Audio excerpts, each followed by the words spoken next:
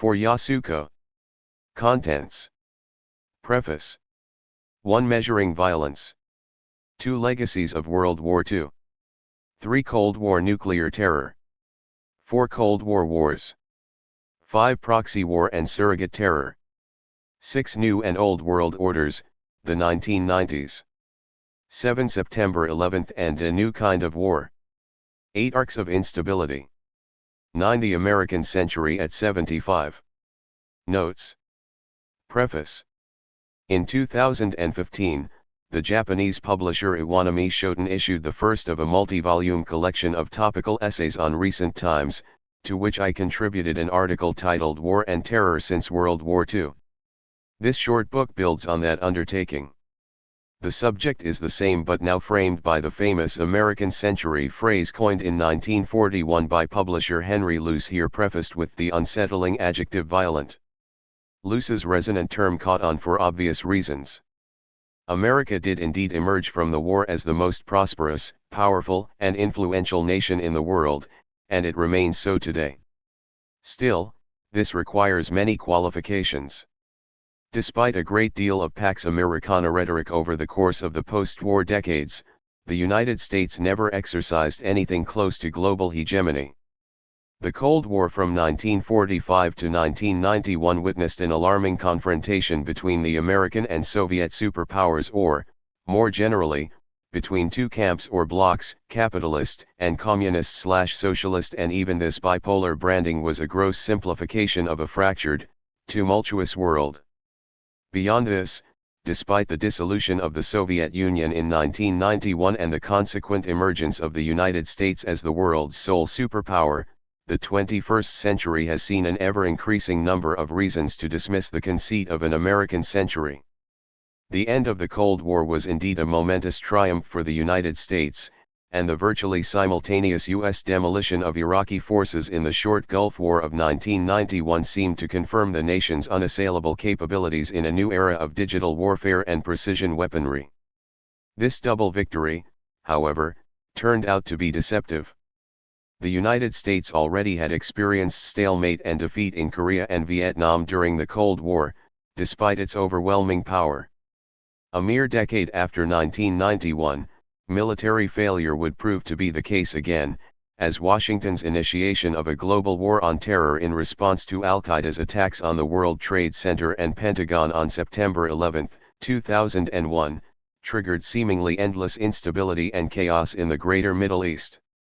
To Washington's enormous chagrin and frustration, the Pentagon's unprecedented technological superiority was stymied by an almost anarchic aggregation of non-state and national actors engaged in largely low-level irregular warfare.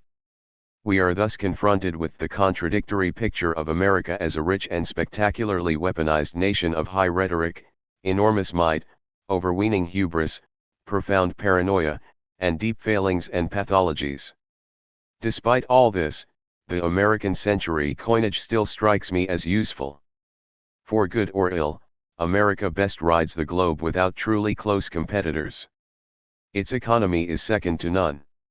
Its prosperity and professed ideals are still beacons to many. However one may evaluate its success in warfighting, its reach remains impressive. The world has never seen a state with so many military garrisons in so many far-flung countries, close to 800 in the second decade of the 21st century, manned by 150,000 troops in around 80 nations. America's annual military-related spending is greater than much of the rest of the world combined. When it comes to maintaining and ceaselessly updating the most sophisticated instruments of destruction imaginable and provoking allies and potential antagonists alike to try to keep pace, the United States simply has no peer. This military preeminence, with all its fault lines and failures, is a cardinal aspect of the American century that emerged after World War II. Side by side with this, the other part of this book's title is the violence that runs like a ground base through these long post-war decades. Thus, one simple but central concern here has been to assemble a concise overview of the breadth, scale, and variety of global conflict and war-related death, suffering, and trauma since 1945. This extends to genocides, politicides, civil wars, and localized conflicts in which the United States may have played no role or at best a peripheral one. At the same time, America has engaged in violence abroad far more frequently than most Americans realize or perhaps care to know, sometimes in publicized deployments, sometimes in conjunction with the United Nations or the North Atlantic Treaty Organization, but frequently in solo, clandestine, and black operations. Both during and after the Cold War, the United States, like the Soviet Union and its successor Russia, also abetted violence through proxy wars, arms sales, and support for authoritarian regimes, all invariably undertaken in the U.S. case in the name of peace, freedom, and democracy. A good portion of this interventionism fueled, and still fuels, anti-American blowback.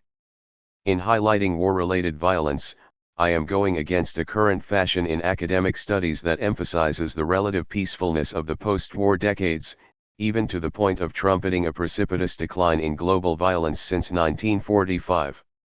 I do not spend time directly debating the decline of violence apostles. They call attention to interesting quantitative trends, but I weigh the world differently, more tragically, and have attempted to show why by examining militarized violence from a range of perspectives.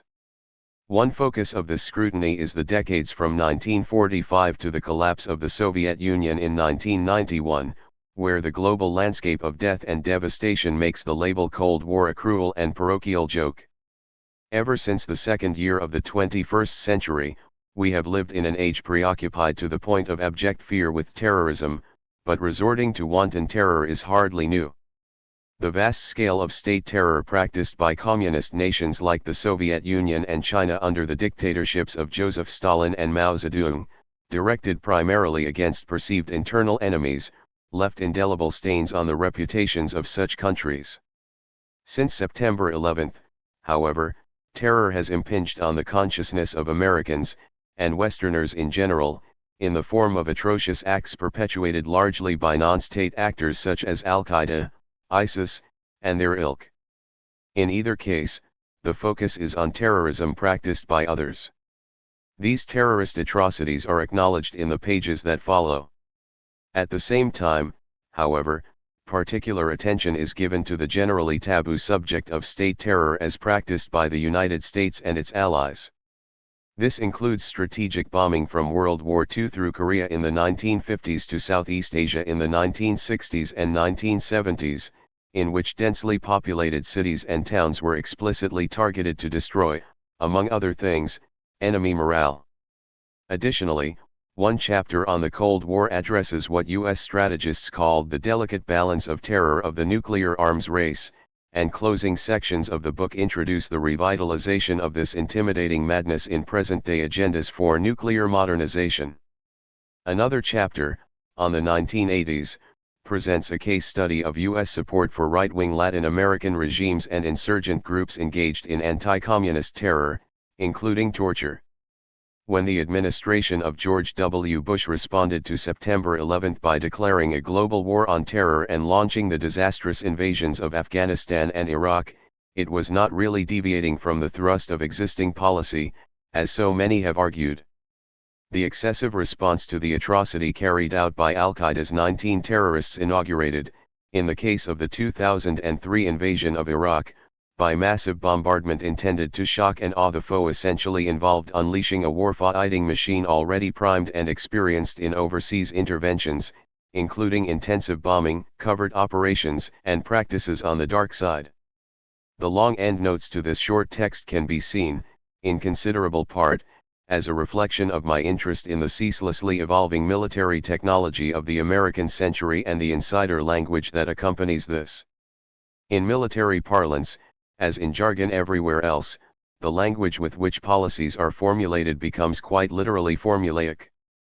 This becomes groupthink, but the group is necessarily flexible enough to rethink strategies as circumstances and technological imperatives like the simultaneous end of the Cold War and ascendance of computerized warfare demand. Many of the annotations call attention to insider sources where language, technology, and strategy intersect, declassified planning documents, unclassified mission statements, lower echelon torture manuals, think tank studies, top-level policy pronouncements, and recollections by former strategic planners and CIA operatives who looked back on what they saw and did in the belly of the beast with critical, and sometimes scathing, second thoughts. The endnotes also reveal my debt to the many investigative reporters who have written perceptively on the multiple tragic faces of violence of our post-World War II world. To these debts, I must add the support given to publication of this present volume by Tom Engelhardt and Nick Terse, who have set a high standard for critical reportage through their incisive writings as well as the invaluable website Tom Dispatch. Tom, a close friend since graduate school in the late 1960s, edited my final draft with generosity and occasional severity, and Deo Extran carefully helped smooth out lingering wrinkles as copy editor. I, of course, am responsible for all content and shortcomings. September 30, 2016. Chapter 1. Measuring Violence. We live in times of bewildering violence. In 2013, the chairman of the Joint Chiefs of Staff told a Senate committee that the world is more dangerous than it has ever been. Statisticians, however, tell a different story, that war and lethal conflict have declined steadily, significantly, even precipitously since World War II. Much mainstream scholarship now endorses the declinists. In his influential 2011 book, The Better Angels of Our Nature, Why Violence Has Declined, Harvard psychologist Steven Pinker adopted the labels The Long Peace for the 4+ decades of the Cold War, and The New Peace for the Post-Cold War years to the present. In that book, as well as in post-publication articles, postings, and interviews, he has taken the doomsayers to task. The statistics suggest, he declares, that today we may be living in the most peaceable era in our species' existence too. Clearly, common sense must seek out a middle ground, acknowledging that the number and deadliness of global conflicts have indeed declined since World War II, without engaging in extravagant phrase-making about peace. This so-called post-war peace was, and still is, saturated in blood and racked with suffering. It is reasonable to argue that total war-related fatalities during those Cold War decades were lower than in the 6 years of World War II and certainly far less than the toll for the 20th century's 2 world wars combined. It is also undeniable that overall death tolls have declined further since then. The 5 most devastating intrastate or interstate conflicts of the post-war decades in China, Korea, Vietnam, Afghanistan, and between Iran and Iraq took place during the Cold War.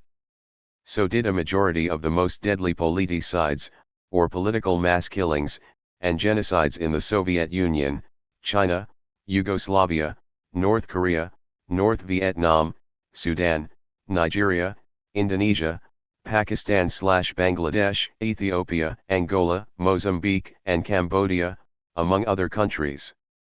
The end of the Cold War certainly did not signal the end of such atrocities. As with major wars, however, the trajectory is downward. 3. Unsurprisingly, the declinist argument celebrates the Cold War as less violent than the global conflicts that preceded it, and the decades that followed as statistically less violent than the Cold War. But what motivates the sanitizing of these years, now amounting to 3/4 of a century, with the label peace? The answer lies largely in fixation on major powers. The great Cold War antagonists, the United States and Soviet Union, bristling with their nuclear arsenals, never came to blows. Indeed, wars between major powers or developed states have become all but obsolete. There has been no World War III, nor is there likely to be. 4.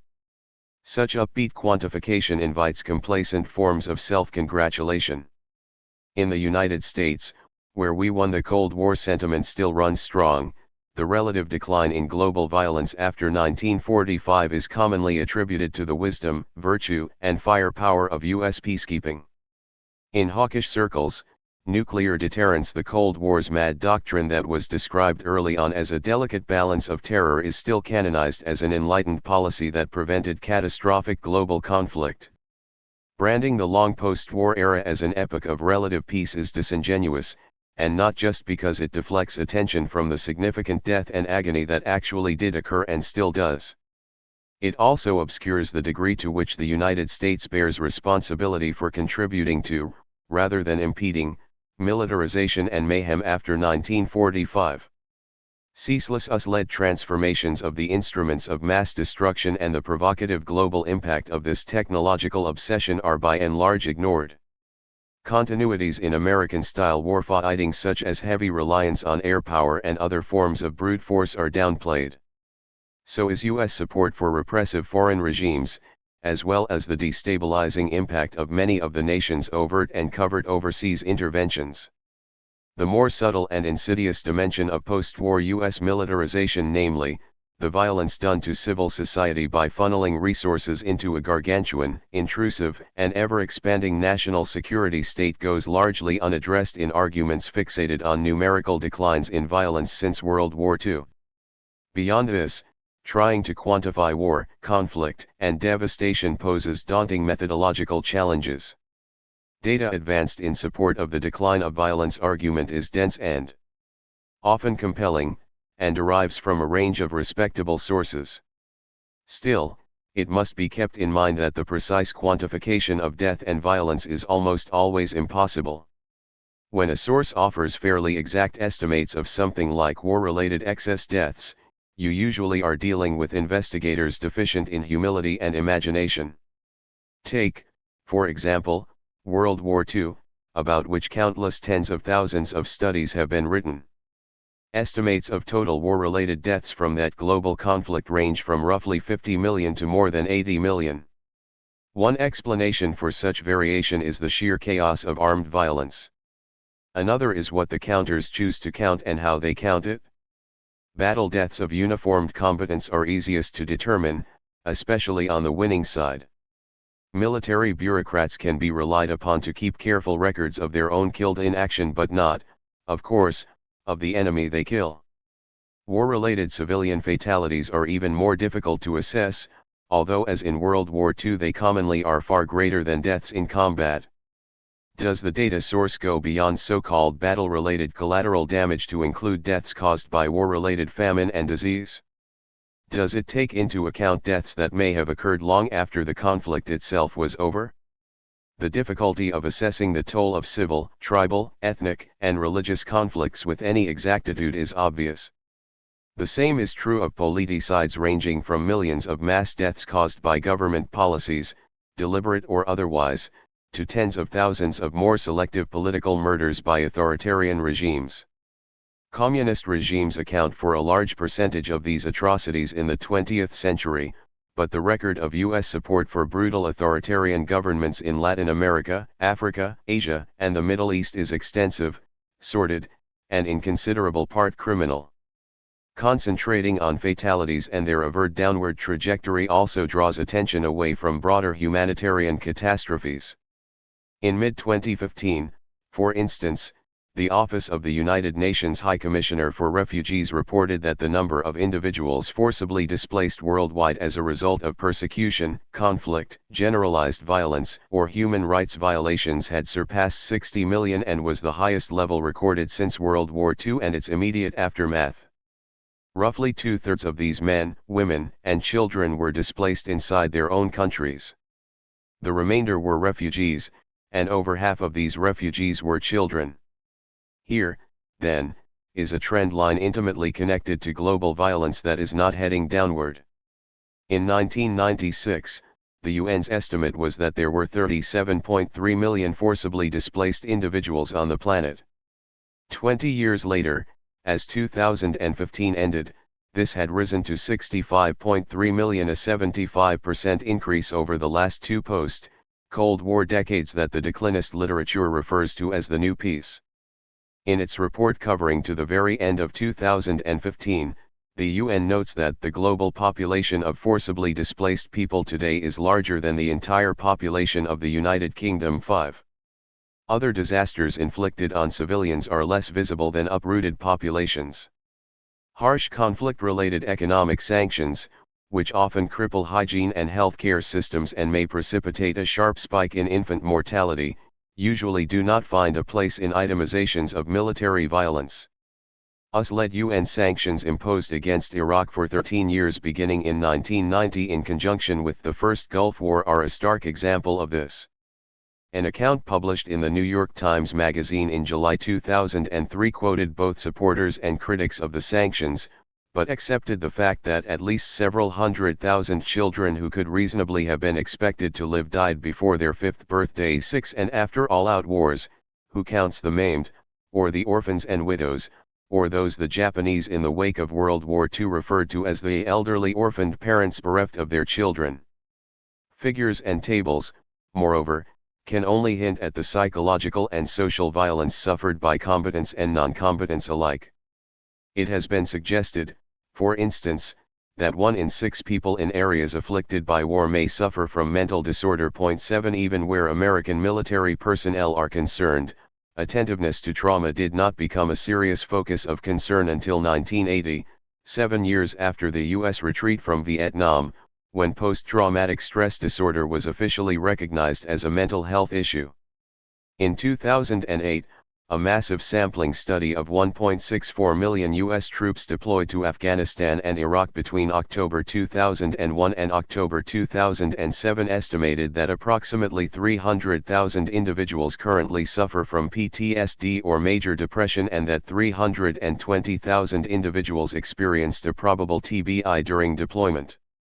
As these wars dragged on, the numbers naturally increased. 8 To humanize such disturbing data or extend its ramifications to wider circles of family and community or, indeed, to populations traumatized by violence worldwide defies statistical enumeration. Largely unmeasurable, too, is violence in a different register, the damage that war, conflict, militarization, and plain existential fear inflict upon civil society and democratic practice. This is true everywhere but has been especially conspicuous in the United States since Washington launched its global war on terror in response to Al-Qaeda's attacks on the World Trade Center and the Pentagon on September 11, 2001. Here, numbers are perversely provocative, for the lives claimed in 21st-century terrorist incidents can be interpreted as confirming the decline in violence argument. From 2000 through 2014, according to the widely cited Global Terrorism Index, more than 61,000 incidents of terrorism claiming over 140,000 lives have been recorded. Including September 11, countries in the West experienced less than 5% of these incidents and 3% of the deaths. Another minutely documented tabulation, based on combing global media reports in many languages, puts the number of suicide bombings from 2000 through 2015 at 4,787 attacks in more than 40 countries, resulting in 47,274 deaths. 9. These atrocities are incontestably horrendous and alarming. Grim as they are, however, the numbers themselves are comparatively low when set against earlier conflicts. For specialists in World War II, the 140,000 lives estimate carries an almost eerie resonance, since this is the rough figure usually accepted for the death toll from a single act of terror bombing, the atomic bomb dropped on Hiroshima. The tally is also low compared to contemporary deaths from other causes. Globally, for example, more than 400,000 people are murdered annually. In the United States, the danger of being killed by falling objects or lightning is at least as great as the threat from Islamist militants. 10. This leaves us with a perplexing question: if the overall incidence of violence, including 21st-century terrorism, is relatively low compared to earlier global threats and conflicts, why has the United States responded by becoming an increasingly militarized, secretive, unaccountable, and intrusive national security state? Is it really possible that a patchwork of non-state adversaries that do not possess massive firepower or follow traditional rules of engagement has, as the chairman of the Joint Chiefs of Staff declared in 2013, made the world more threatening than ever?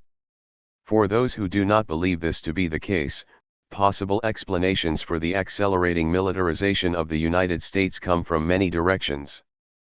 Paranoia may be part of the American DNA or, indeed, hardwired into the human species. Or perhaps the anti-communist hysteria of the Cold War simply metastasized into a post-9/11 pathological fear of terrorism. Machiavellian fear-mongering certainly enters the picture, led by conservative and neoconservative civilian and military officials of the national security state, along with opportunistic politicians and war profiteers of the usual sort.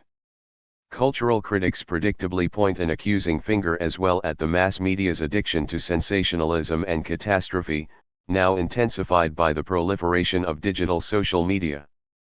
To all this must be added the peculiar psychological burden of being a superpower and, from the 1990s on, the planet's sole superpower, a situation in which credibility is measured mainly in terms of massive cutting-edge military might. It may be argued that this mindset helped contain communism during the Cold War and provides a sense of security to U.S. allies. What it has not done is ensure victory in actual war, although not for want of trying. With some exceptions, the U.S. military has not tasted victory since World War II, Korea, Vietnam, and recent and current conflicts in the Greater Middle East being boldface examples of this failure. This, however, has had no impact on the hubris attached to superpower status. Brute force remains the ultimate measure of credibility. The traditional American way of war has tended to emphasize the 3Ds. Since 1996, the Pentagon's proclaimed mission is to maintain full-spectrum dominance in every domain and, in practice, in every accessible part of the world. The Air Force Global Strike Command, activated in 2009 and responsible for managing 2/3 of the U.S. nuclear arsenal, typically publicizes its readiness for global strike. Any target, anytime. In 2015, the Department of Defense acknowledged maintaining 4,855 physical sites, meaning bases ranging in size from huge contained communities to tiny installations, of which 587 were located overseas in 42 foreign countries. An unofficial investigation that includes small and sometimes impermanent facilities puts the number at around 800 bases in 80 countries.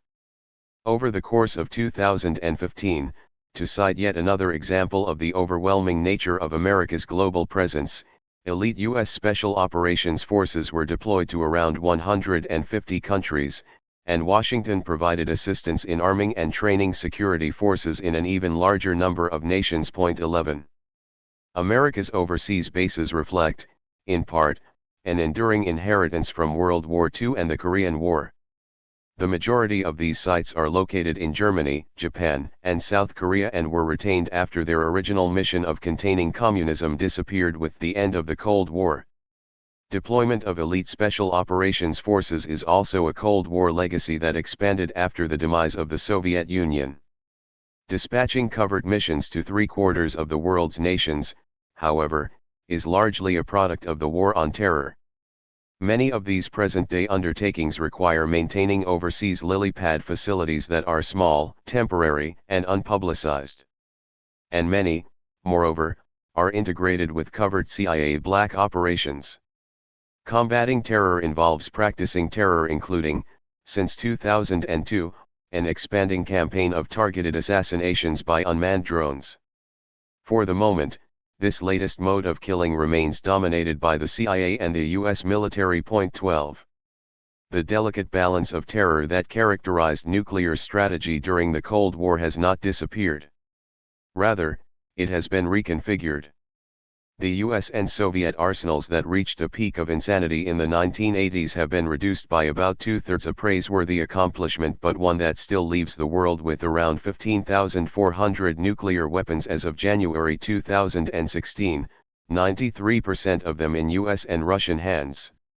Close to 2,000 of the latter on each side are still actively deployed on missiles or at bases with operational forces. 13. This downsizing, in other words, has not removed the wherewithal to destroy the Earth as we know it many times over.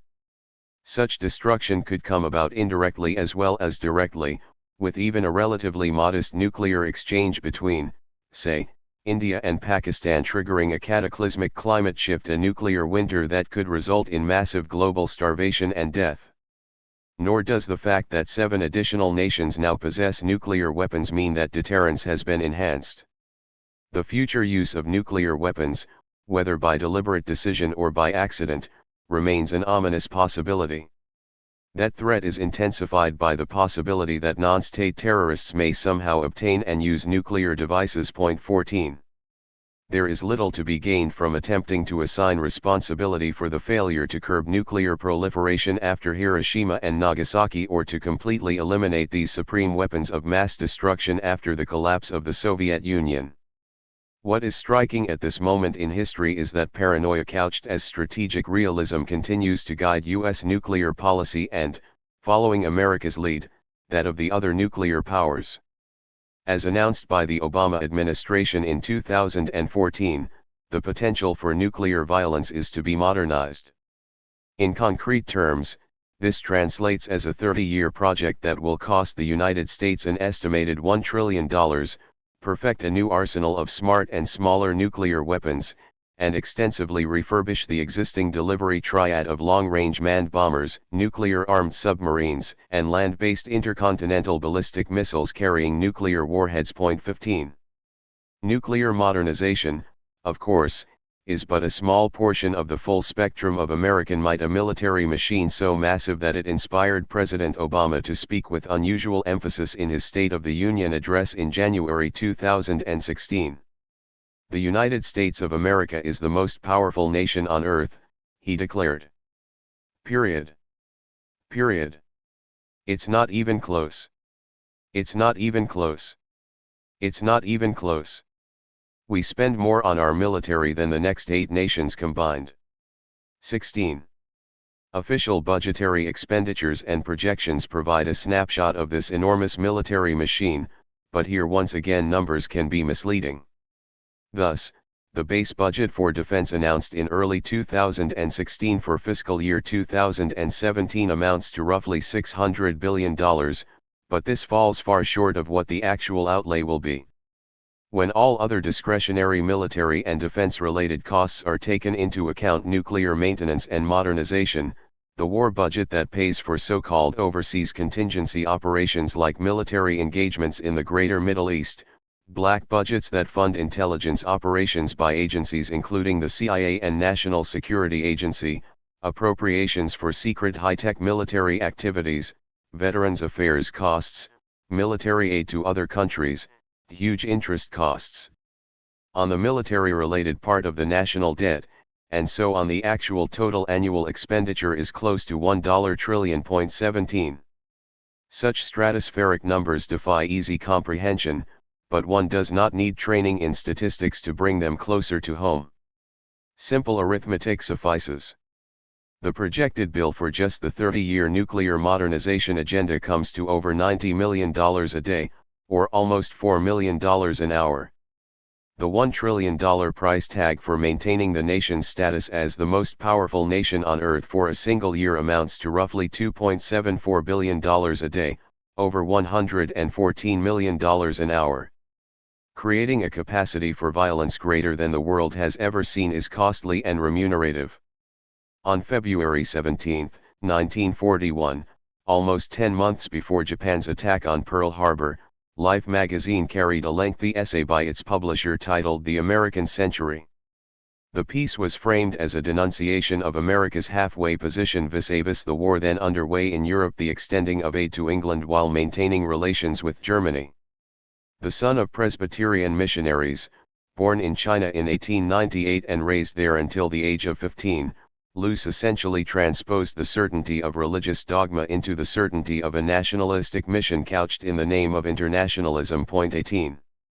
Isolationists who opposed U.S. engagement in the war had many valid arguments, Luce conceded, including fear that this could accelerate the whole trend toward collectivism already underway in the United States and end up in such a total national socialism that any faint semblances of our constitutional American democracy will be totally unrecognizable.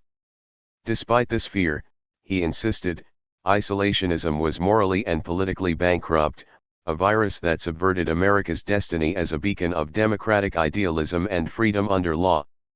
Luce acknowledged that the United States could not police the whole world or attempt to impose democratic institutions on all of mankind.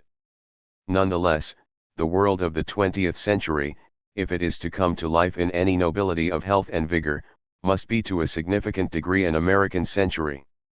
The essay called on all Americans to accept wholeheartedly our duty and our opportunity as the most powerful and vital nation in the world, and in consequence to exert upon the world the full impact of our influence, for such purposes as we see fit and by such measures as we see fit. Japan's attack on Pearl Harbor propelled the United States wholeheartedly onto the international stage. Luce believed it was destined to dominate, and the ringing title of his CRI became a staple of patriotic Cold War and post-Cold War rhetoric. Central to this appeal was the affirmation of a virtuous calling. Luce's essay singled out almost every professed ideal that would become a staple of wartime and Cold War propaganda: freedom, democracy, equality of opportunity, self-reliance and independence, cooperation, justice, charity, all coupled with a vision of economic abundance inspired by our magnificent industrial products, our technical skills. In present-day patriotic incantations, this is referred to as American exceptionalism. The other, harder side of America's manifest destiny was, of course, muscularity. Power. Possessing absolute and never-ending superiority in developing and deploying the world's most advanced and destructive arsenal of war. Luce did not dwell on this dimension of internationalism in his famous essay, but once the World War had been entered and won, he became its fervent apostle and outspoken advocate of liberating China from its new communist rulers, taking over from the beleaguered French colonial military in Vietnam, turning both the Korean and Vietnam conflicts from limited wars into opportunities for a wider virtuous war against and in China, pursuing the rollback of the Iron Curtain with tactical atomic weapons. At one point, Luce even mulled the possibility of plastering Russia with 500 A-bombs, a terrifying scenario, but one that the keepers of the U.S. nuclear arsenal actually mapped out in expansive and appalling detail in the 1950s and 1960s, before Luce's death in 1967.19. The American century catchphrase is hyperbole, of course. It has always had critics and detractors, their ranks swelling noticeably since the fiasco of the U.S. War on Terror. 20 In this critical crossfire, the slogan was never more than a myth, a fantasy, a delusion. It papered over glaring inequalities of race, class, gender, and privilege within the United States itself. Military victory in any traditional sense was largely a chimera after World War II. The so-called Pax Americana itself was riddled with conflict and oppression and egregious betrayals of the professed catechism of American values. At the same time, post-war U.S. hegemony obviously never extended to more than a portion of the globe. Much that took place in the world, including disorder and mayhem, was beyond America's control. Yet, not unreasonably, Luce's catchphrase persists. The 21st century world may be chaotic, with violence erupting from innumerable sources and causes, but the United States does remain the planet's sole superpower. The myth of exceptionalism still holds most Americans in its thrall. U.S. hegemony, however frayed at the edges, continues to be taken for granted in ruling circles, and not only in Washington. And Pentagon planners still emphatically define their mission as full-spectrum dominance globally. Washington's commitment to modernizing its nuclear arsenal rather than focusing on achieving the thoroughgoing abolition of nuclear weapons has proven unshakable. So has the country's almost religious devotion to leading the way in developing and deploying ever more smart and sophisticated conventional weapons of mass destruction. As President Obama declared in his final State of the Union address, it's not even close. Not even close. To potential adversaries, of course, that is a provocation. Chapter 2. Legacies of World War II. Everyone agrees that World War II ended in August 1945, but when did it begin? Americans focus on the Japanese attack on Pearl Harbor in December 1941. Europeans, more reasonably, point to Nazi Germany's invasion of Poland in September 1939. If we draw a wider picture that includes Asia, the great global clash of nation-states can be said to have begun in July 1937, when Imperial Japan invaded China. No matter where historians choose to start their story, World War II is beyond question the baseline for understanding and evaluating war and conflict in the Cold War and contemporary world. Engulfing the globe, it was the apogee of industrialized total war, a concept that traced back to World War II. In total war, nations mobilize all the material and psychological resources of their society. At the same time, all aspects of the enemy community including non-combatant men, women, and children become legitimate targets. The legacies of World War II were as immense in their cumulative and diverse ways as the war itself had been. Most immediately striking was the continuation of death, destruction, suffering, scarcity, and turbulence almost everywhere except in America. The United States emerged from the conflict with tragic but comparatively low service-related deaths, 405,399 in the official count of the U.S. Department of Veterans Affairs, of which 291,557 were battle deaths and the remainder non-theater deaths in service. 1 The country also emerged with a populace spared invasion or enemy bombing, and with a vigorous economy that had been stimulated by war-related production. Elsewhere in Europe, Asia, and the Soviet Union cities lay in ruins.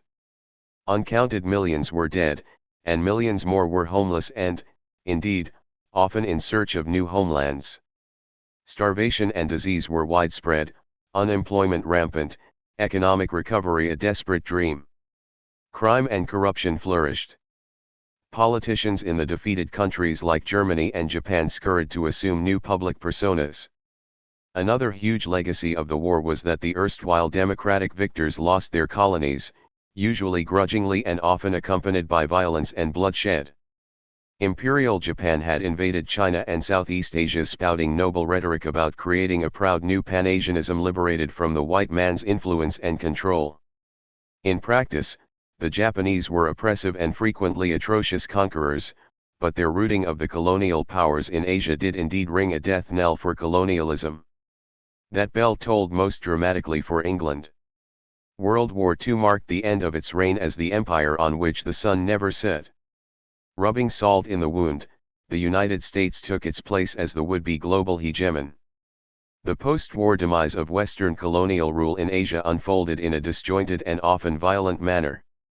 The Philippines became independent in 1946, a liberation its U.S. overlords had promised in 1916 and taken an interim step toward in 1935.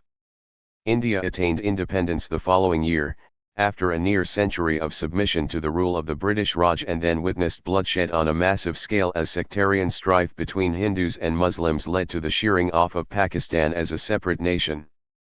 Until the end of 1949, the Dutch attempted to forcibly reimpose their rule over the Dutch East Indies, where the Japanese had briefly replaced them.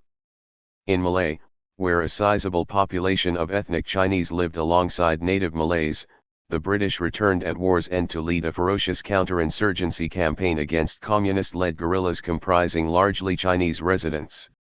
The Malay emergency lasted from 1948 to 1960, and Malaysia itself did not gain independence within the Commonwealth until 1957. France elbowed its way back into French Indochina and held on militarily against indigenous nationalist resistance until 1954, when the United States stepped in to take its place and lay the groundwork for the disaster later known as the Vietnam War. World War II also bequeathed three major occupied countries, several explosively divided countries, and ultimately a divided world. Popular use of the label Cold War dates from 1947, and the phrase was effective in highlighting the superpower confrontation between the United States and Soviet Union that spilled out of World War II but never quite erupted into outright war. 2 At the same time, Cold War also evoked the image of a bipolar world pitting a US-led capitalist sphere of influence against a Soviet-led communist bloc. This was not entirely unreasonable, as the NATO and Warsaw Pact military coalitions attest. From the outset, however, and certainly in retrospect, this rigid mindset and terminology blocked more nuanced recognition of a multitude of conflicts that were the very opposite of cold, and were frequently autonomous or indigenous in origin. In more uplifting directions, the horrendous World War also prompted a concerted effort, led by the major victorious nations, to create global institutions that it was hoped would prevent another such conflagration. One early step in this direction was the Bretton Woods system, dating from an international conference held in New Hampshire in July 1944. The goal of the conference was to prepare the ground for orderly post-war monetary relations among nations, and its legacy was long-lasting. The International Monetary Fund and International Bank for Reconstruction and Development are the offspring of Bretton Woods. The best known of the war's idealistic legacies was the United Nations, established in June 1945 to replace the ineffective League of Nations created in the wake of World War I. UN headquarters were located in New York City, as opposed to the League's Geneva home base. Among its early and most impressive accomplishments was adoption of a Universal Declaration of Human Rights in December 1948. The war's end also witnessed the emergence of a peculiar mixture of punitive animus and idealistic aspiration in the form of path-breaking war crimes trials. The four-nation Nuremberg trials of German leaders set the pattern, and were followed by the 11-nation International Military Tribunal for the Far East, better known as the Tokyo trials. Judicial innovations were striking. Individual leaders were for the first time held responsible for acts of state. More sweeping yet, in addition to conventional war crimes, 3 new criminal categories were introduced ex post facto into the trials: conspiracy to commit aggressive war, crimes against peace, and crimes against humanity. These proceedings involved the exercise of double standards and victor's justice, even as they also reflected a remarkable infusion of genuine hope that introducing such accountability into international law would set a precedent that would go far toward inhibiting future aggression.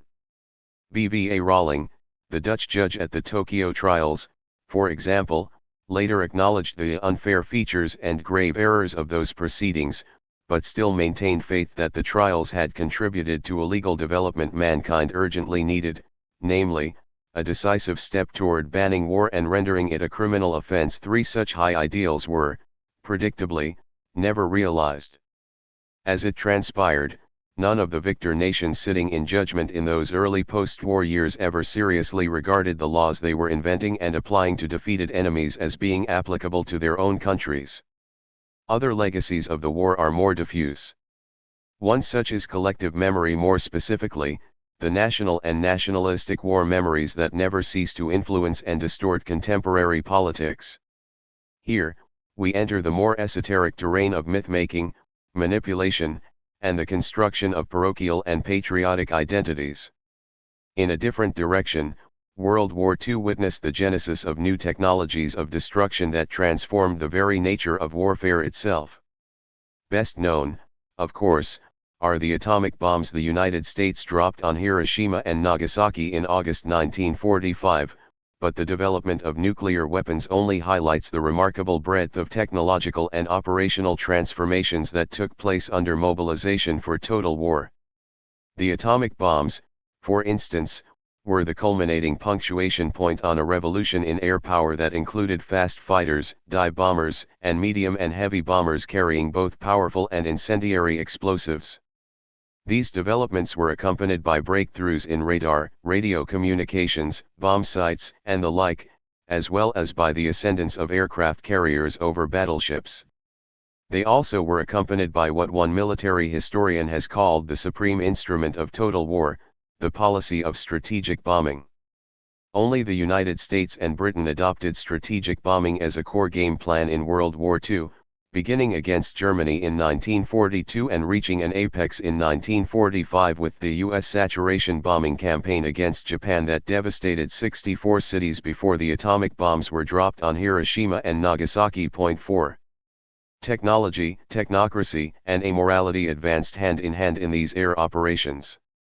By the time the United States began carpet bombing Japan, industrial war and psychological warfare were firmly wedded, and the destruction of enemy morale by deliberately targeting densely populated urban centers had become standard operating procedure. 5 U.S. Air Forces would later carry this most brutal of inheritances from World War II to the populations of Korea and Indochina. By war's end, napalm had been added to the list of wartime innovations. So also, although too late to be widely used, had jet aircraft and, by Germany in its death throes, the V-1 and V-2 rockets that would become the prototypes for post-war missiles. Major developments took place not only in other weaponry like tanks and long-range artillery, but also in medical technology, including penicillin. The first elemental modern computers were developed in England and the United States in conjunction with intelligence gathering, code breaking, and other operations. Together with this came critical early advances in information theory and automation. Alongside these technological advances, World War II also bequeathed organizational innovations and models to post-war planners by welding together the military establishment, federal agencies, universities, and the private sector. One example was the development of operations research, in which statisticians and mathematicians were recruited to plan where, when, and how to use the new arsenals of war. A more dramatic example of public-private amalgamation was the Manhattan Project that developed the atomic bomb. After World War II gave way to the Cold War, it became fashionable to warn of the dangers of a powerful military-industrial complex in America. The complex was in fact more extensive than just the military and industrial sectors, but such fusion was in any case not a peculiar post-war development. It was one more carryover from the mobilization for Total War. 6. All major nations marshaled material and human resources for the war, but none did so more effectively than the United States. And only the United States, blessed by its might but also by its secure geographic location, emerged from the global conflict unscathed, apart from service-related casualties. The significance of this particular legacy cannot be overemphasized. World War II did not simply lift the United States out of the global depression that traced back to 1929. It established it as by far the world's most prosperous nation and most advanced military power. The country's outlook was triumphal, and its confidence and self-righteousness were unsurpassed. Chapter 3. Cold War. Nuclear terror. Triumphalism and righteousness, as it turned out, had a dark and contradictory underside, deep and abiding anxiety. This bordered on the pathological and never disappeared. The post-war American Leviathan was, and has remained to the present day, essentially bipolar, hubristic and overwhelmingly powerful by all material measures, yet fearful and insecure. 1.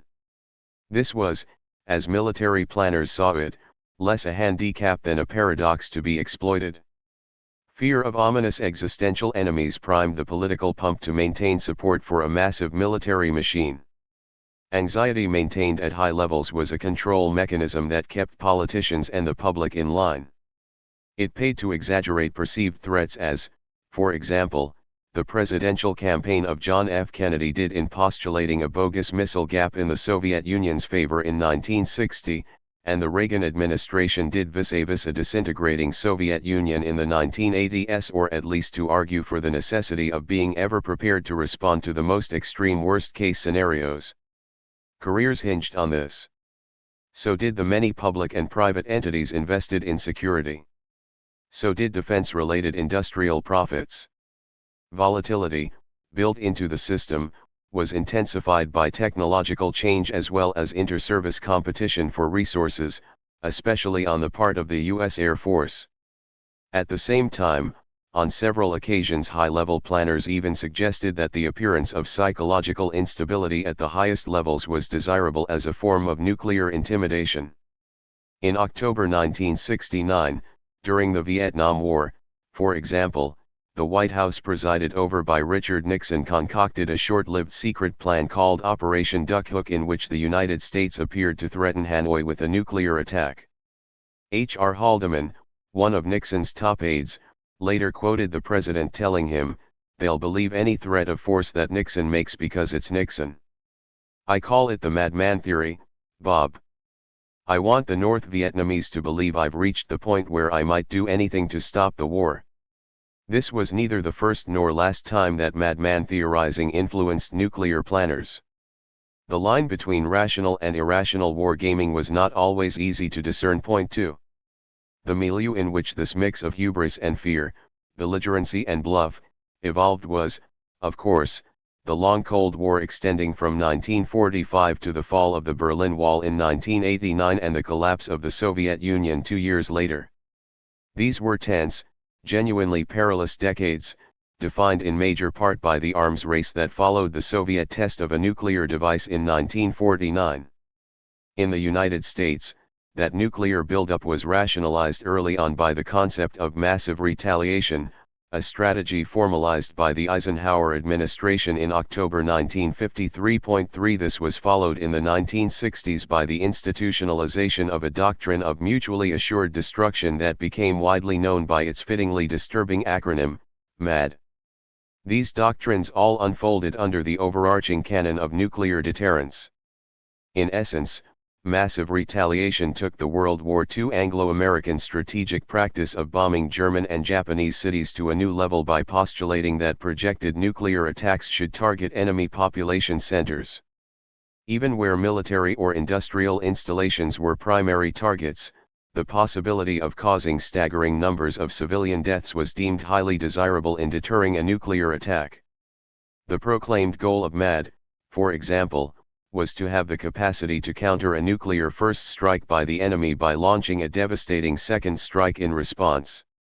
If the enemy's strike force seemed vulnerable, however, there might even be an incentive to strike preemptively. In the often quoted words of the influential American nuclear strategist Albert Wallstetter, published in 1959, the US-Soviet nuclear confrontation amounted to a delicate balance of terror for. While delicate conveys a sense of restraint and decorum, the reality of massive retaliation was crude. This emerges with stunning concreteness in declassified top-secret documents from the early decades of nuclear planning. A June 1956 Strategic Air Command war plan titled Atomic Weapons Requirements Study for 1959, for example, focused on nuclear-armed bombers and the limited-range missiles then available. The study called for destroying Soviet air power using mostly thermonuclear bombs on major military targets, but also anticipated the possible necessity of systematic destruction of urban industrial and population targets with atomic bombs.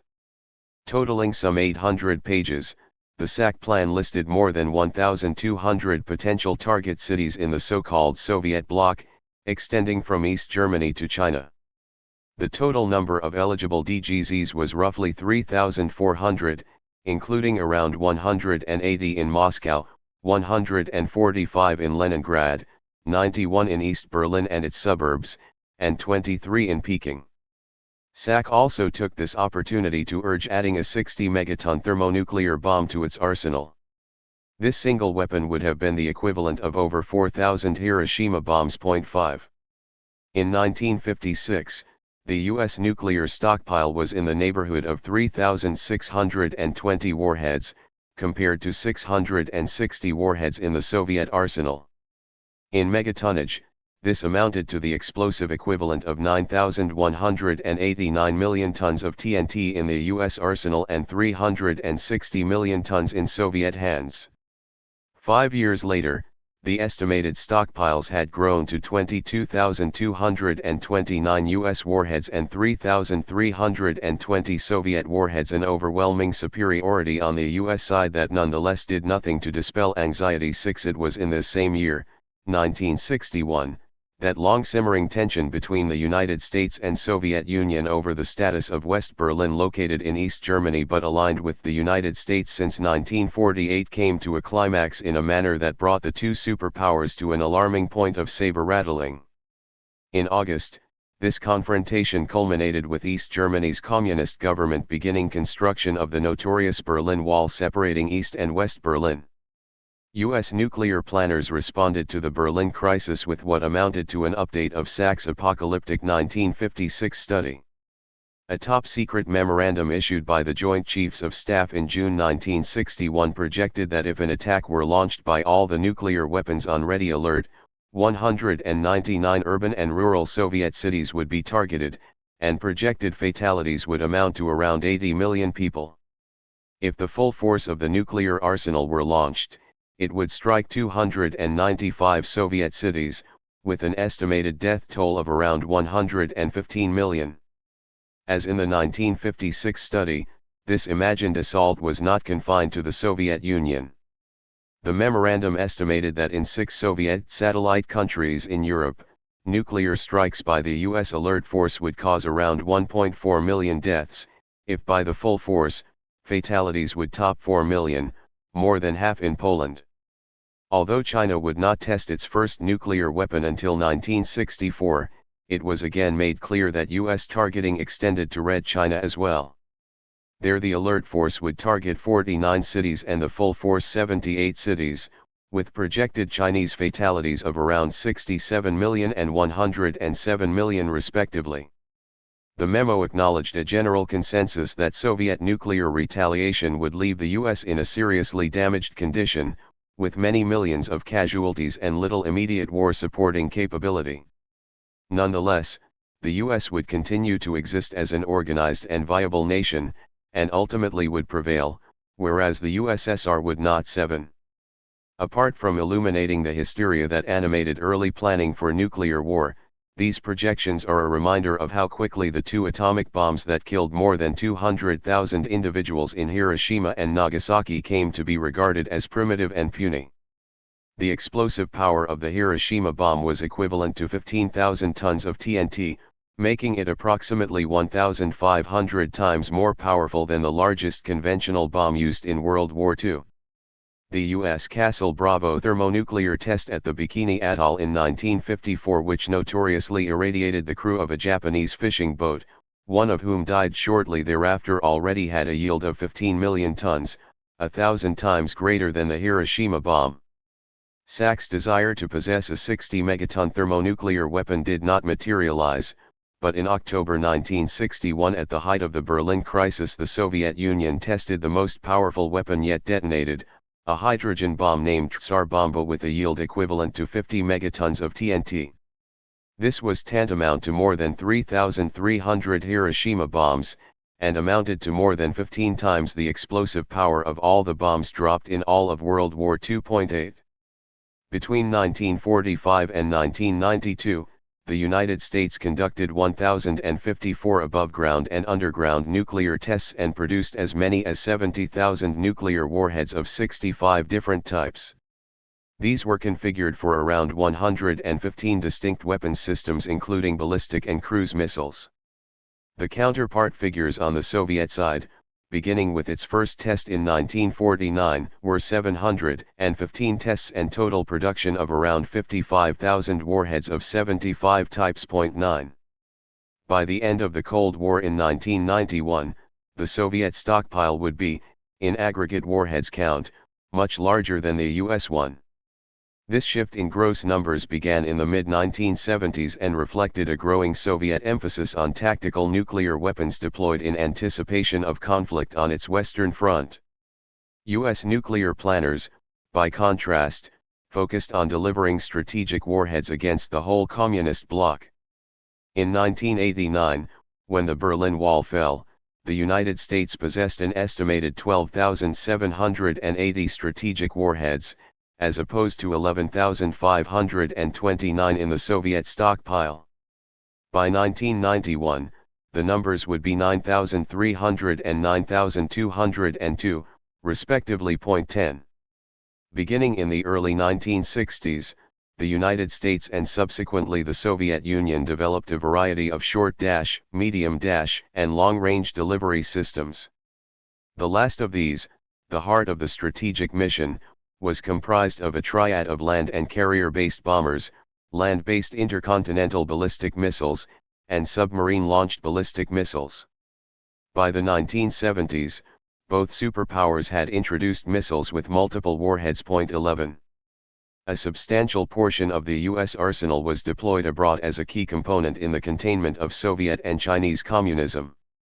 A top-secret 1978 Pentagon study declassified in the late 1990s indicated that the United States stored 38 types of nuclear weapons systems overseas in 27 locations, including 18 sovereign nations and 9 former or current U.S. territories or possessions.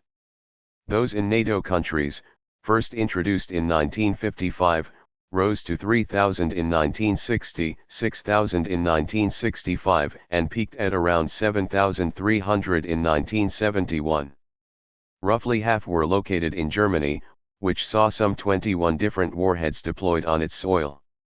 Between 1954 and 1972, the U.S. military stored 19 different types of nuclear weapons on the island of Okinawa, which had remained under de facto U.S. occupation since the end of the Pacific War in 1945. A Pacific Ashore table derived from the Pentagon study indicates that, from 1963 to 1970, the total number of these weapons in Okinawa was more than 1,000. Kadena Air Base hosted the bulk of these. Elsewhere in Japan, nuclear bombs minus their fissile cores were stored at U.S. air bases at Misawa and Itazuke, while U.S. warships carrying nuclear weapons berthed at the great naval ports of Sasebo and Yokosuka. In late 1956, a classified report on atomic operations in the Far East Command listed 13 separate locations in Japan used to store nuclear weapons or components, or earmarked to receive such weapons in times of crisis or war. Other declassified documents make clear that the United States conducted planning for nuclear war in the Far East at the Fuku and Yokota air bases outside Tokyo, as well as Kadena in Okinawa. Despite Japan's peace constitution and its populace's strong anti-nuclear sentiments as the only country on which such weapons had actually been used, in the early 1960s the Japanese Air Self-Defense Force participated in joint exercises with U.S. forces that included procedures related to nuclear weapons. Although the United States removed most of its nuclear arsenal from Asia by the early 1970s, this did not apply to nuclear-armed warships that continued to rely on Japanese ports. In almost all of these operations, the Japanese government adopted a posture of duplicitous complicity, either denying knowledge of or ignoring such activities. The 1950s also saw nuclear weapons deployed to Guam, Iwo Jima, Shishijima in the Bonin Islands, South Korea, Taiwan, and the Philippines. By the end of the Eisenhower administration in 1961, it is estimated that overall Pacific area deployments totaled upwards of 1,700 weapons. By 1963 they had grown to more than 2,300 before peaking in 1967 at more than 3,200. Most were located in Okinawa, followed by South Korea. Such weapons were withdrawn from Okinawa in 1972, when sovereignty over the prefecture reverted to Japan, from Taiwan by 1974, and from the Philippines in 1977. They remained in South Korea until 1991.12. Between 1946 and 1962, the United States also conducted 105 nuclear tests in the Pacific Proving Grounds, which encompassed the Marshall Islands and other mid-Pacific Ocean locations. Although these tests comprised only around 10% of all nuclear tests conducted by the United States, many involved highly radioactive hydrogen bombs whose explosive yield was exceptionally high. As a result, the total megaton yield of the Pacific tests far surpassed that of all other U.S. nuclear tests combined. 13. The prospect of ever more powerful nuclear explosions, coupled with mounting global concern about radioactive fallout, prompted conclusion of a limited test ban treaty in 1963. The formal, self-explanatory title of this agreement was Treaty Banning Nuclear Weapons Tests in the Atmosphere, in Outer Space and Underwater. Negotiations were long and arduous. They dated back to 1955, the year after the Castle Bravo thermonuclear test at Bikini Atoll, and the final agreement was only signed in the wake of the alarming Cuban Missile Crisis of 1962, when the two superpowers came within a hairbreadth of nuclear war. The LTBT was inked in Moscow by representatives of the United States, Soviet Union, and United Kingdom, which had joined the nuclear club in 1952. France, which tested 4 nuclear weapons in 1960 and 1961, did not sign on until 3 decades later. The ban on atmospheric and underwater tests brought an end to testing at the Pacific Proving Grounds, among other sites. Underground tests were not affected, however, and no restraints were placed on future production of nuclear warheads. As the State Department later acknowledged, the treaty did not have much practical effect on the development and proliferation of nuclear weapons, but did establish an important precedent for future arms control. 14. A successful Chinese nuclear test in 1964 brought the Nuclear Weapons Club to 5 members. 4 years later, an international treaty on the non-proliferation of nuclear weapons was opened for signature, coming into force in 1970. Commonly known as the Non-Proliferation Treaty, this had several distinctive features. It sought to freeze the monopoly of the 5 nuclear weapons powers. It invited other nations to pledge not to develop or otherwise obtain nuclear weapons. And it promoted the peaceful application of nuclear technology, which the Nuclear Weapons Club would assist others in acquiring. Both the preamble and Article 6 of the NPT expressed a commitment to pursuing in good faith the ultimate goal of nuclear disarmament and a treaty on general and complete disarmament under strict and effective international control. The subsequent passage of decades showed this to be a pipe dream. The NPT did not end the US-Soviet nuclear arms race, nor did it prevent the acquisition of nuclear weapons by other nations. By the 21st century, the original 5 nuclear weapon states had been joined by Israel, Pakistan, and India, and North Korea.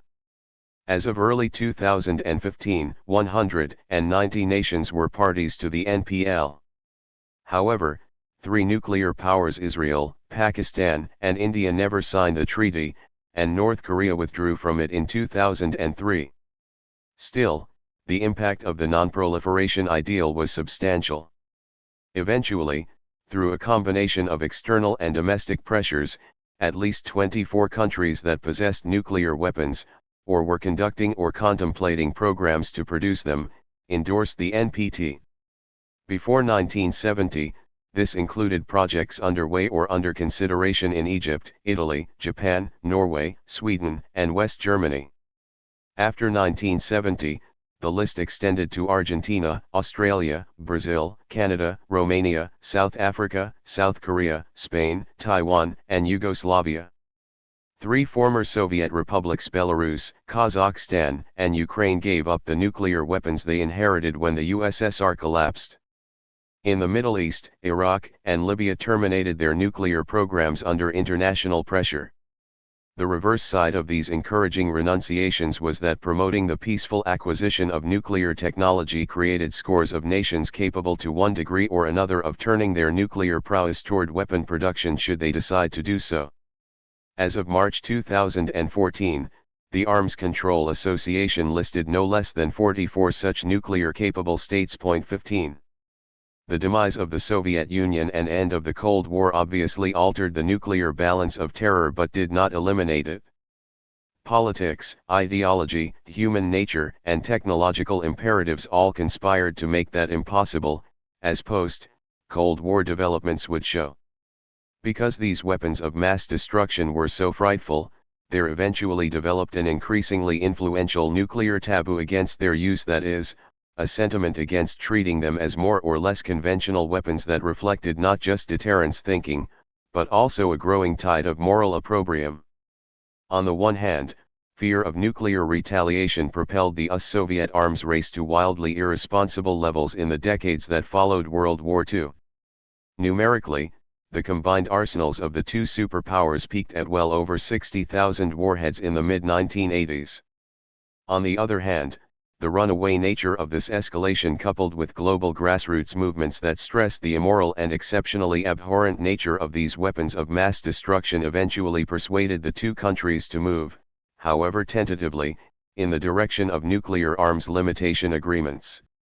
When push came to shove, it is argued, and not unreasonably, this moral condemnation played a significant role in keeping the 2 powers from going to war and very possibly destroying much of the world. 16. Given what we now know from a variety of sources, however, it is also clear that good fortune and sheer luck played a major role in preventing a Cold War conflagration. While, in the end, the nuclear taboo reigned in decision-makers, threats to such restraint came from 3 directions: the apocalyptic holy war mindset of the early generations of nuclear planners, human and mechanical mishaps, usually referred to as false alarms and close calls, that nearly triggered accidental nuclear exchanges, and recurrent proposals by upper-level officials immune to the taboo to consider using nuclear weapons in a succession of specific post-1945 conflicts. Two highly placed members of the Cold War nuclear community, one military and the other civilian, offer articulate examples of former nuclear warriors who eventually came out of the cold and helped pull back the curtain on the psychopathology of deterrence and the delicate balance of terror. The military officer was General Lee Butler, who ended his career as the last commander of SAC in 1991-92, followed by 2 years as head of Strategic Command. The civilian was William Perry, whose career as an expert on technology and weapons systems began in the late 1960s and culminated as Secretary of Defense from 1994 to 1997. Butler was shocked when, upon becoming SAC commander, he saw for the first time the dense, ultra-secret, constantly updated single integrated operational plan that defined U.S. nuclear policy from 1961 to 2003. His alarm intensified thereafter. Shortly after retiring, he gained domestic and international attention with a passionate mea culpa delineating his long and arduous intellectual journey from staunch advocate of nuclear deterrence to public proponent of nuclear abolition. His 27 years in nuclear policy making, he confessed, had left him deeply troubled.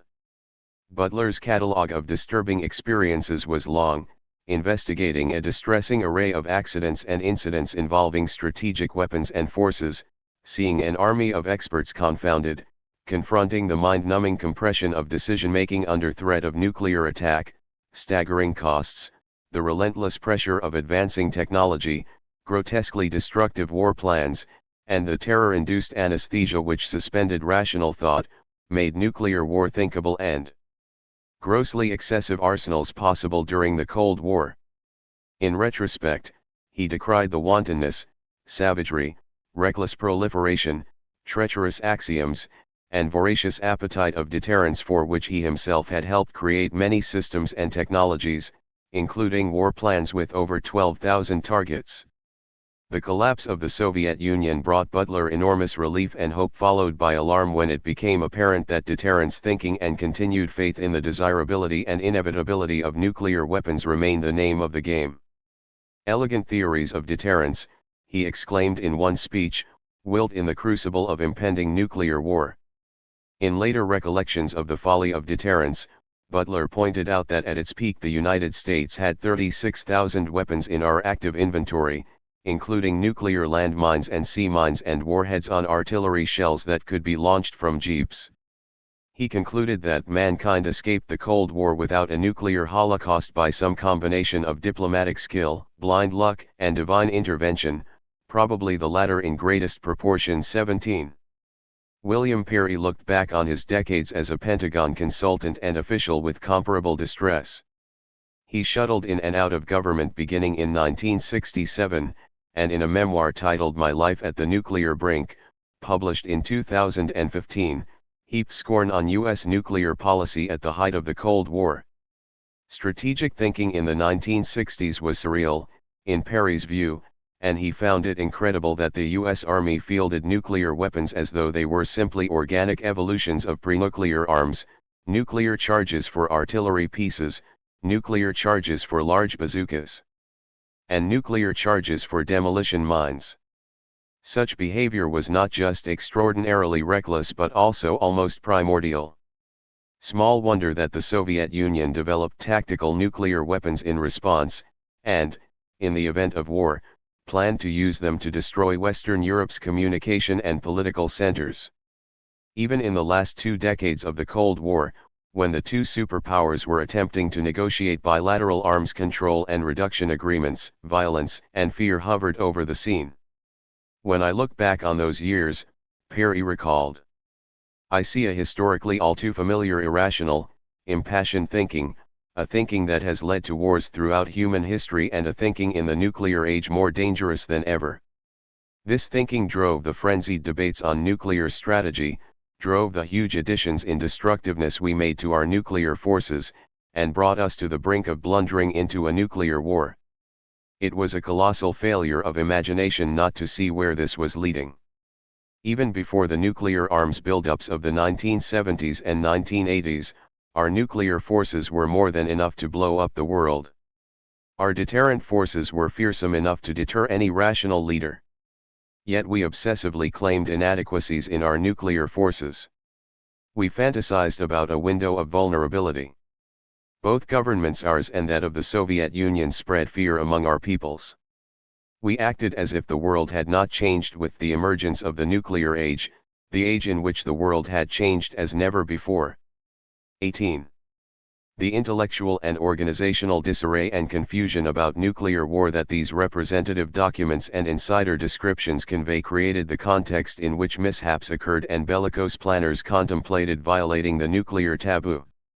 General Butler spoke vaguely of a distressing array of accidents and incidents. William Perry described his Pentagon years as living at the nuclear brink. Military jargon even coined colorful euphemisms for nuclear accidents: broken arrows, bent spears, empty quivers, the last referring to the loss of a nuclear weapon. Given the indiscriminate distribution of nuclear weapons that both men described, and the pervasive, irrational rationality that so distressed them, it is not difficult to imagine nuclear weapons accidents happening, or false alarms due to human error or mechanical glitches. But how many of these incidents were truly close calls? Accidents and incidents were unquestionably rife on both sides of the nuclear confrontation, but it is the more accessible U.S. record for which we possess most documentation. The Pentagon itself acknowledges 32 serious nuclear accidents, but an inside study uncovered by the investigative journalist Eric Schlosser found that at least 1,200 significant accidents and incidents occurred between 1950 and early 1968.19. Another researcher writes, in passing, of U.S. nuclear accidents falling within a range of 43 per year to 255 per year based on classified data from 1977 to 1983-20. The great majority of these accidents were not remotely serious enough to bring the superpowers close to the brink. On the other hand, some were, and the freakish causes of a few close calls seem to belong in a satirical film like Stanley Kubrick's 1964 farce Drive Strange Love Oregon, How I Learned to Stop Worrying and Love the Bomb. In a jittery world of massive retaliation groupthink, major alarms about a possible Soviet attack were triggered by a flock of birds, sunlight reflected off clouds, the rising moon, a training tape mistakenly inserted in the warning system, and a faulty computer chip costing 46 cents. The Soviets, in turn, were at one point spooked by a Norwegian weather rocket studying the aurora borealis. In the empty quiver category, in 1966 a B-52 bomber on routine nuclear patrol collided with a refueling jet over Spain, sending 4 hydrogen bombs plummeting to Earth. While the nuclear warheads themselves did not detonate, 1 bomb was temporarily lost in the ocean and 2 exploded, contaminating the soil and American soldiers sent to clean up the site with plutonium radiation that was still newsworthy a half-century later. 21 multiplied many times over, these are snapshots of the distressing array of accidents and incidents that prompted General Butler, and others with first-hand experience, to attribute the absence of nuclear war less to resourceful deterrence than to luck and divine intervention. Equally unsettling is the number of Cold War conflicts in which declassified records and retrospective recollections reveal U.S. planners broaching first use of the nuclear option. Public as well as confidential proposals to launch a preventive or preemptive strike against the Soviet Union were not uncommon before the Soviets developed a serious retaliatory capability. Conflicts in which the possibility of using nuclear weapons arose include the Korean War, 2 now forgotten moments of tension with China in the 1950s, the Cuban Missile Crisis of 1962, the Vietnam War, and the 1991 Gulf War. Underlying such proposals was the assumption that so alarmed William Perry, that nuclear weapons were simply the high end of conventional weaponry, and could be used tactically. In the acronym-saturated world of military planning, tactical nuclear weapons join the jumble as TNW, close kin to Theater Nuclear Forces or TNF.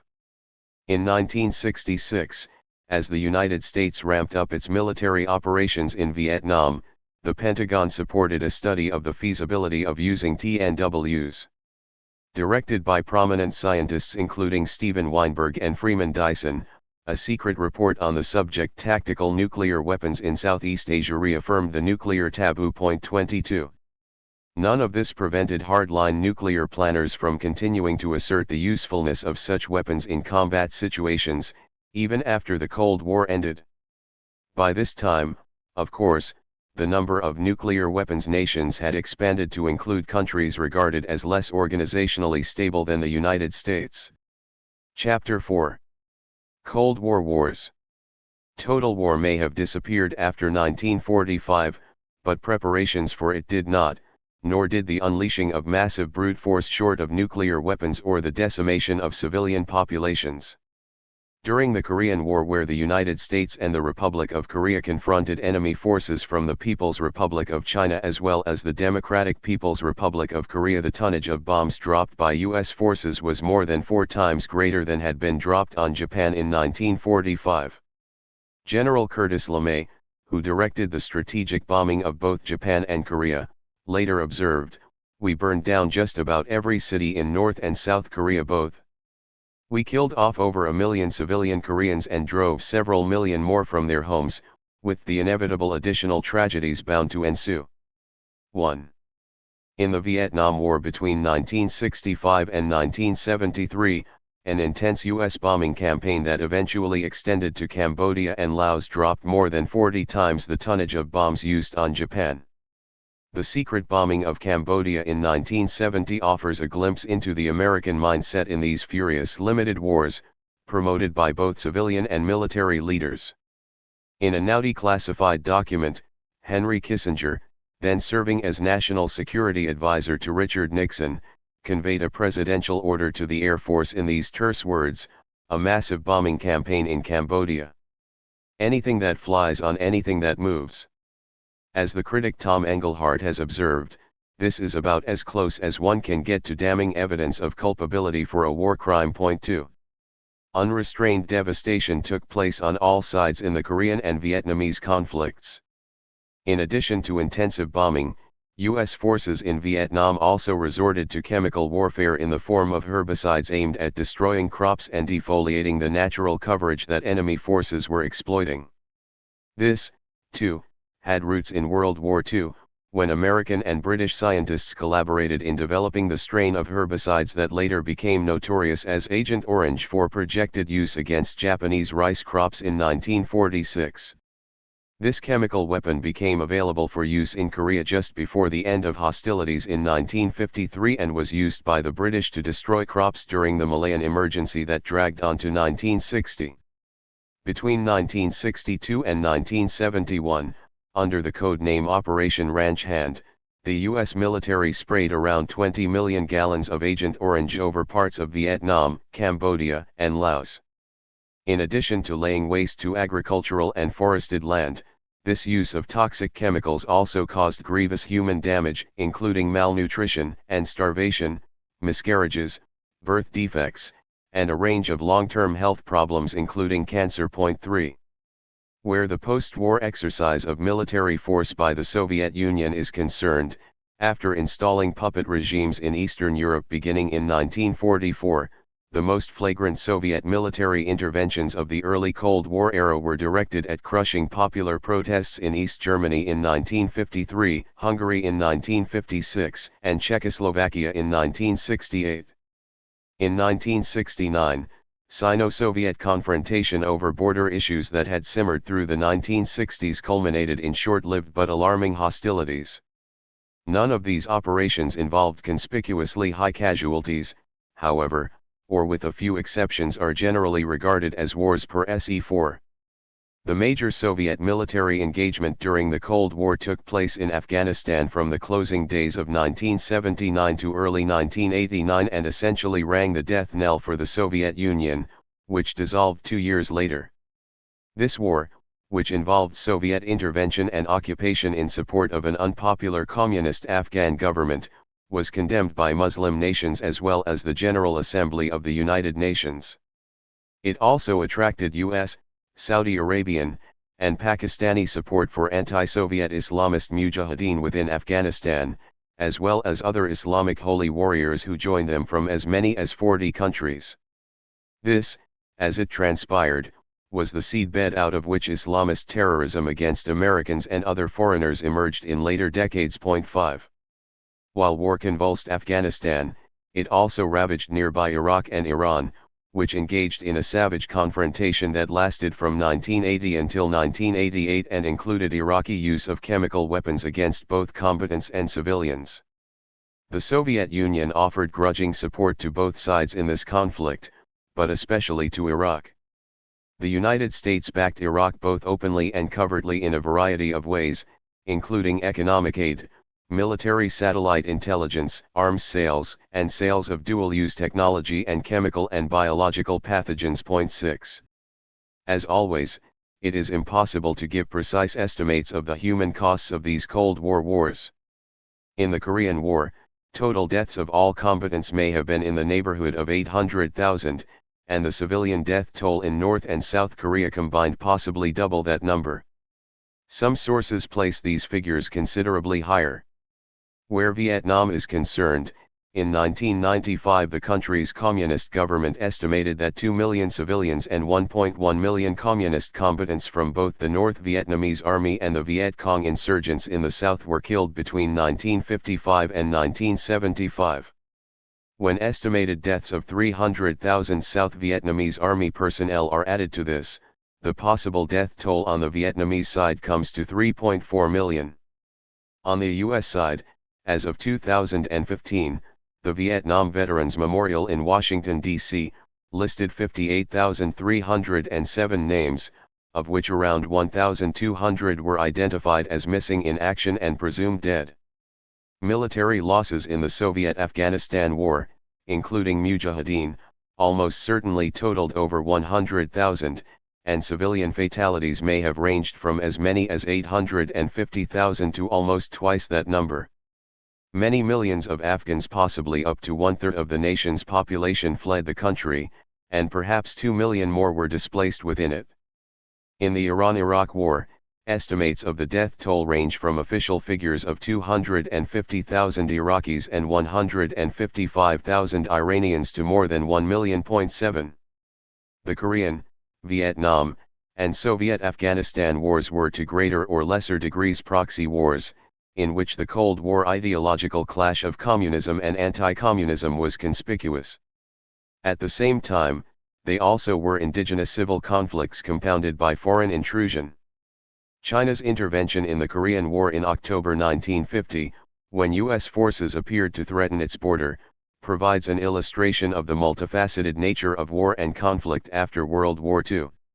It was only 1 year earlier that Mao Zedong's communist forces had consolidated their victory in China over Chiang Kai-shek's rooted nationalist forces, after 4 years of bloody civil war that claimed at least 1 million lives by some estimates, many more. 8.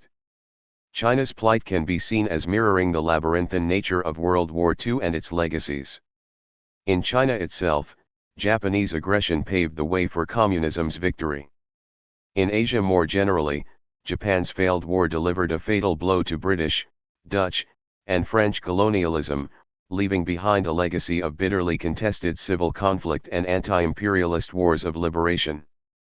The Korean War itself arose out of deep domestic schisms that traced back to Japan's era of colonial rule from 1910 to 1945, schisms exacerbated by the decision of the victorious Allied powers to divide the country into Soviet and U.S. zones at the 38th parallel in 1945. Under the canopy of Allied powers versus Axis powers and nation-states battling nation-states, a great range of subsidiary conflicts took place in the course of World War II that in one way or another carried over into the post-war world. Civil wars festered beneath the veneer of wartime unity. Discord between erstwhile allies was rife, most conspicuously between the Soviet Union and United States. In both the European and Asian theaters, irregular paramilitary and guerrilla warfare complemented the clash of huge mechanized forces. Anti-colonial movements gathered strength, a premonition of the wars of national liberation that would roil Asia and Africa in the post-war years. Atrocities were ubiquitous, and massacres unexceptional. The Nazi Holocaust foreshadowed a post-war world in which genocides and other mass murders would continue to occur with appalling frequency. 9. A compilation funded by the CIA and titled Major Episodes of Political Violence, for example, itemizes 331 episodes of international, civil, ethnic, communal, and genocidal violence and warfare between 1946 and 2013, in which more than 500 fatalities have been recorded. Of this total, 222 occurred before 1990. Excluded from the tabulation were the much larger numbers of persons directly and indirectly, physically and psychologically, distorted and disturbed by violence during episodes of armed conflict. 10. Even with such constraints, the compilation's death estimates are grim.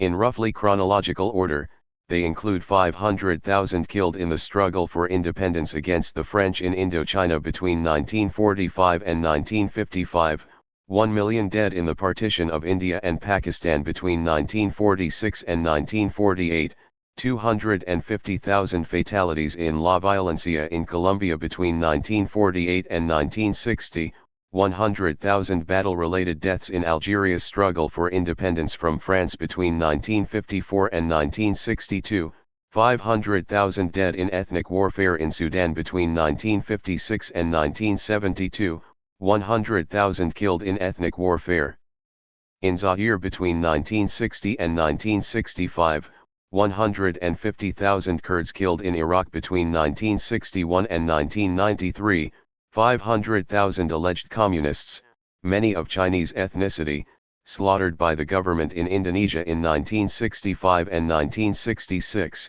200,000 dead in ethnic strife in Nigeria between 1966 and 1970, around 500,000 Chinese killed in the Cultural Revolution between 1966 and 1975, 150,000 indigenous peoples murdered in Guatemala between 1966 and 1996, a million fatalities in the ethnic war between Pakistan and Bangladesh in 1971. 250,000 killed in ethnic warfare in Uganda between 1971 and 1978, 750,000 Eritreans and others killed in ethnic warfare in Ethiopia between 1974 and 1991, 1.5 million Cambodians exterminated by the genocidal Khmer Rouge in Cambodia between 1975 and 1978, 1 million dead in the civil war in Angola that began in 1975 and continued to 2002, 180,000 killed by the Indonesian government in the colonial war in East Timor between 1976 and 1992, 500,000 civil war fatalities in Mozambique between 1981 and 1992, and 1 million killed in renewed ethnic war in Sudan between 1983 and 2002. Other episodes of tragic mass violence can be added to the sample list, and the rounded-off numbers are open to challenge. The sweep and intensity of suffering, however, especially in what used to be called the Third World, is clear. Other well-known databases offer different but similarly grim enumerations. The Correlates of War Project, for example, catalogues deaths in formal conflicts beginning in 1816, with the fatality baseline being 1,000 battle deaths. For the period between 1945 and 2007, COW itemizes 242 wars and concludes that over 2 million battle deaths have occurred worldwide in nearly every decade since World War II. 11 data covering 1946 through 2013 compiled by the Uppsala Conflict Data Program in Sweden records 254 armed conflicts between 1946 and 2013. Of this total, 110 armed conflicts took place before 1989 and 144 armed conflicts after that. 12. The United States had little or no impact on many of these conflicts but major influence on more than a few of them. Between 1946 and the end of the 20th century, the U.S. military participated unilaterally or headed coalition forces in roughly a dozen operations apart from Korea and Vietnam that are commonly categorized as wars. These include Lebanon, Cuba, the Dominican Republic, Bolivia, Lebanon again, Grenada, Panama, the Gulf War, the no-fly zone over Iraq, Somalia, Haiti, Bosnia, and Kosovo. More wide-ranging compilations, including government reports, itemize hundreds of instances in which the United States has used its armed forces abroad in situations of military conflict or potential conflict or for other than normal peacetime purposes. Many of these interventions involved multinational missions endorsed by the United Nations or NATO. Many were dispatched in the name of promoting democracy or providing humanitarian relief. Some were responses to invitations from foreign governments or undertaken to protect or evacuate U.S. nationals believed to be in threatening situations. A small number involved responses to provocative anti-American incidents. Point 13. Even establishment sources acknowledge many of these operations were ineffective or contributed to reactionary and repressive developments in the targeted countries, and this is just the tip of the iceberg.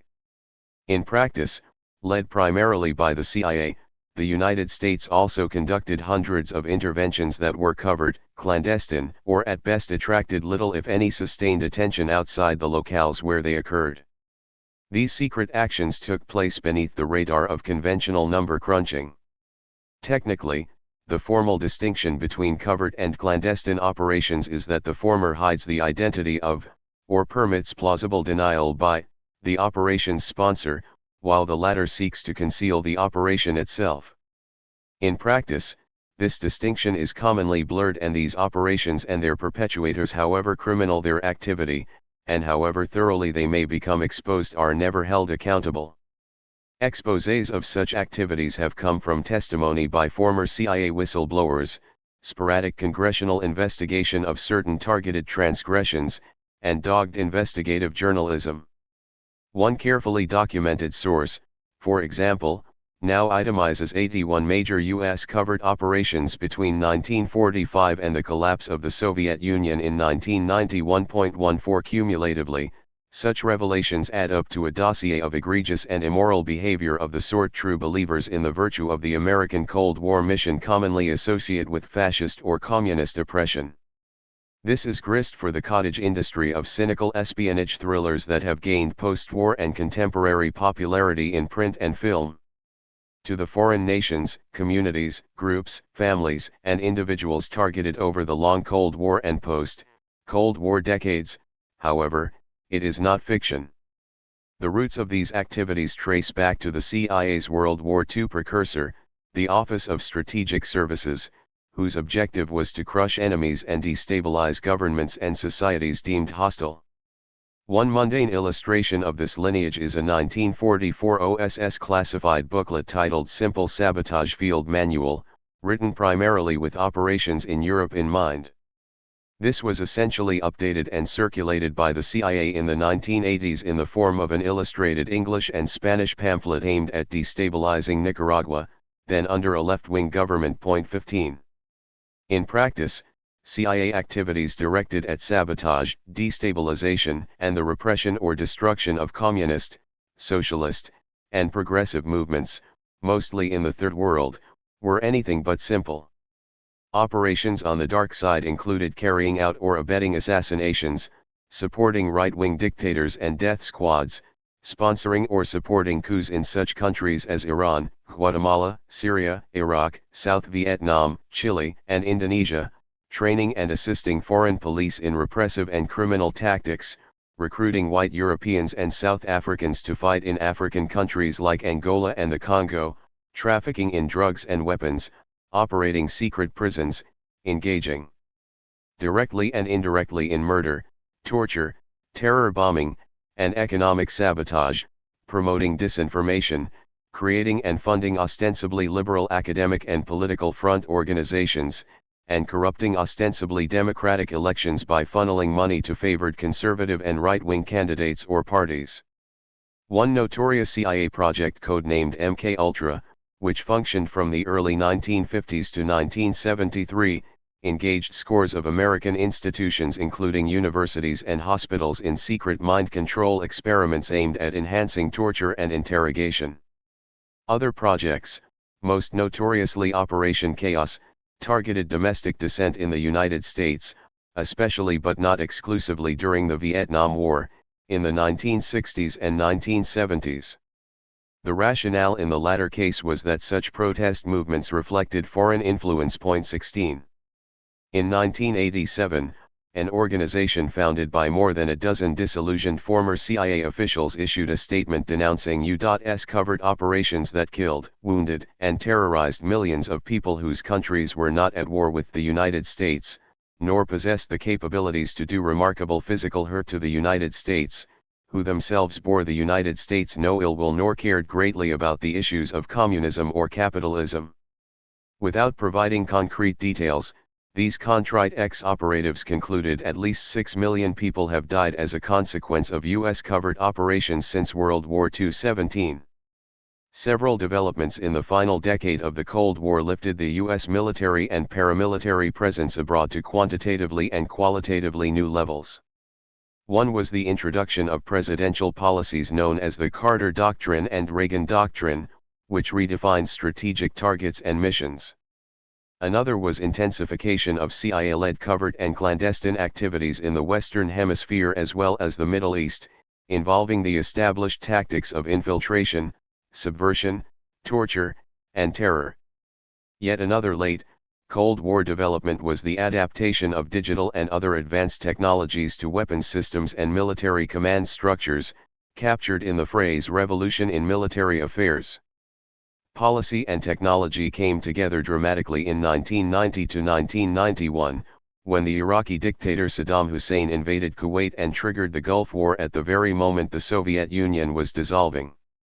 The Carter Doctrine took its name from President Jimmy Carter, and was a response to two events that had their genesis in 1979, the Islamic Revolution that overthrew Washington's client regime in Iran, and Soviet military intervention in Afghanistan. The common concern in both could be summarized in a word: oil.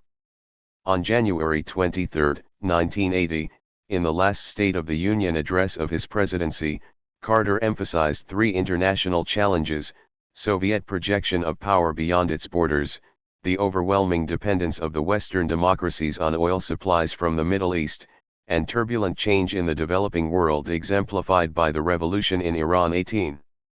Although Carter failed in his bid for a second term as president, his doctrine laid the ground for an enhanced U.S. infrastructure of war, especially in the Greater Middle East. Less than 2 months after his address, Carter oversaw creation of a rapid deployment joint task force that tapped all four major branches of the military. Within 2 years, this evolved into Central Command, responsible for operations in Southwest Asia, Central Asia, and the Persian Gulf. At the same time, the U.S. naval presence was extended in the Persian Gulf and Indian Ocean, initiating what one official Navy historian called a period of expansion unmatched in the post-war era. 19. Simultaneously, Carter's national security advisor Zbigniew Brzezinski launched the effective but ultimately nearsighted policy of providing support to the Afghan Mujahideen combating Soviet forces in their country. Conducted mainly through the CIA, the objective of this top-secret operation was, in Brzezinski's words, to make the Soviets bleed for as much and as long as is possible. 20. Carter's successor Ronald Reagan inherited these initiatives and ran with them, even while belittling his predecessor's policies. In his presidential campaign, Reagan promised to unite people of every background and faith in a great crusade to restore the America of our dreams.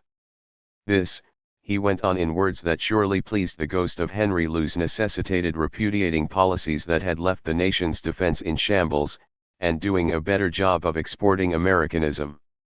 One of Reagan's ringing campaign slogans was the need to exorcise the Vietnam syndrome that made Americans regard that recent war as if we were the aggressors bent on imperialistic conquests. The war had been, in truth, a noble cause, he declared, and the syndrome was in fact created by the North Vietnamese aggressors, whose goal was to win in the field of propaganda here in America what they could not win on the field of battle in Vietnam.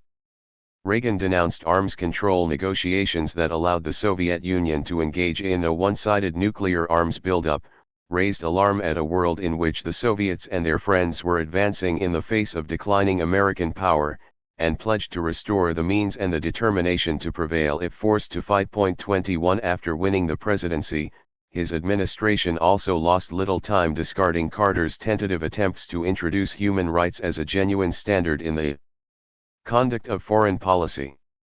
That the Soviet Union had just invaded Afghanistan certainly enhanced the persuasiveness of accusations of communist expansionism. As president, Reagan moved decisively to implement his campaign promises.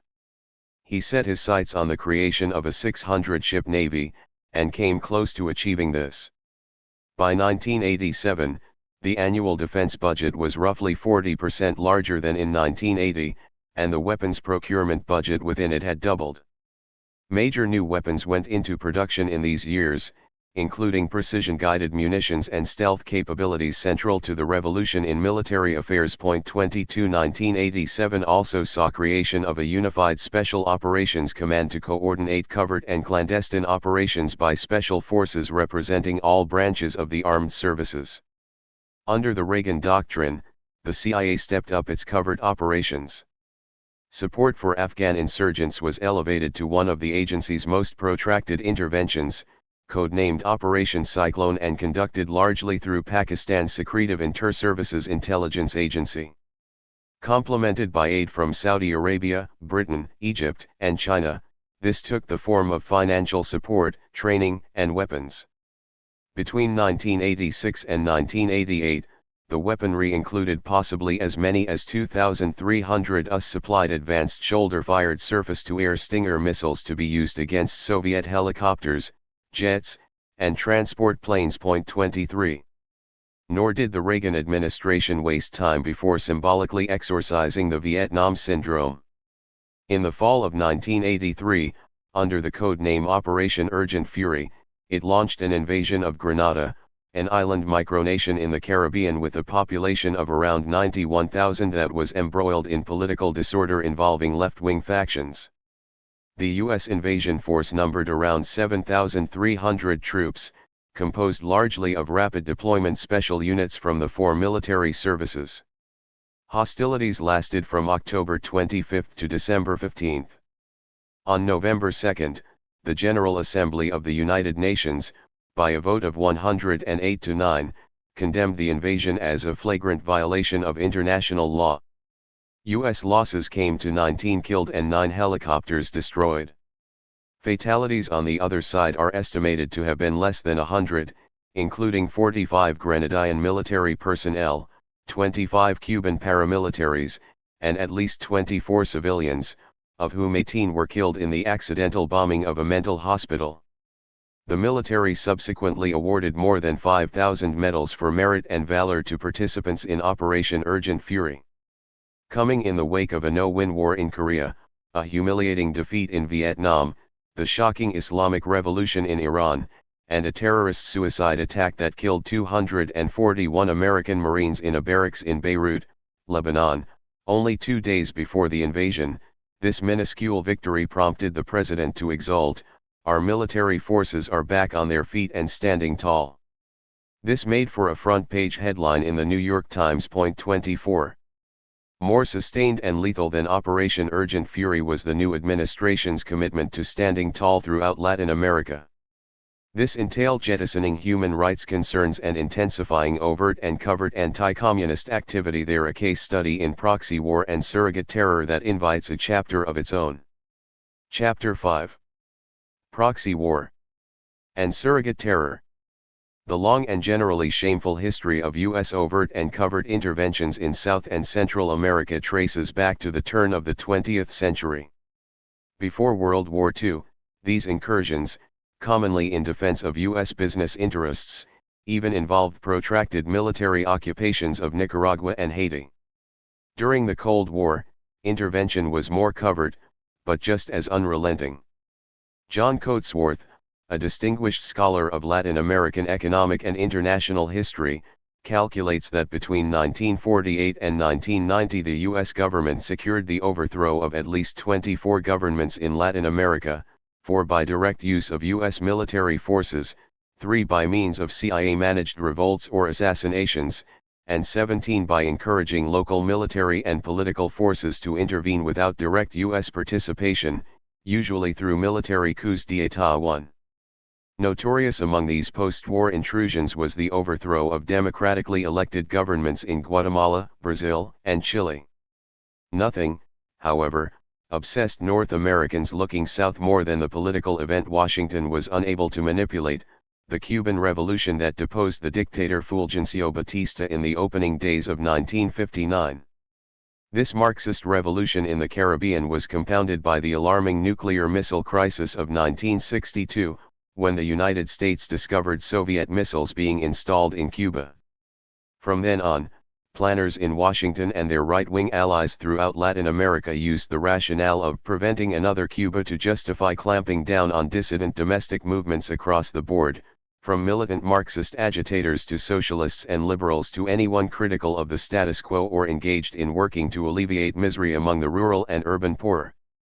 A mid-1960s U.S. congressional investigation reported having found concrete evidence of at least 8 plots involving the CIA to assassinate Fidel Castro from 1960 to 1965. This was grist for cloak and dagger media reports.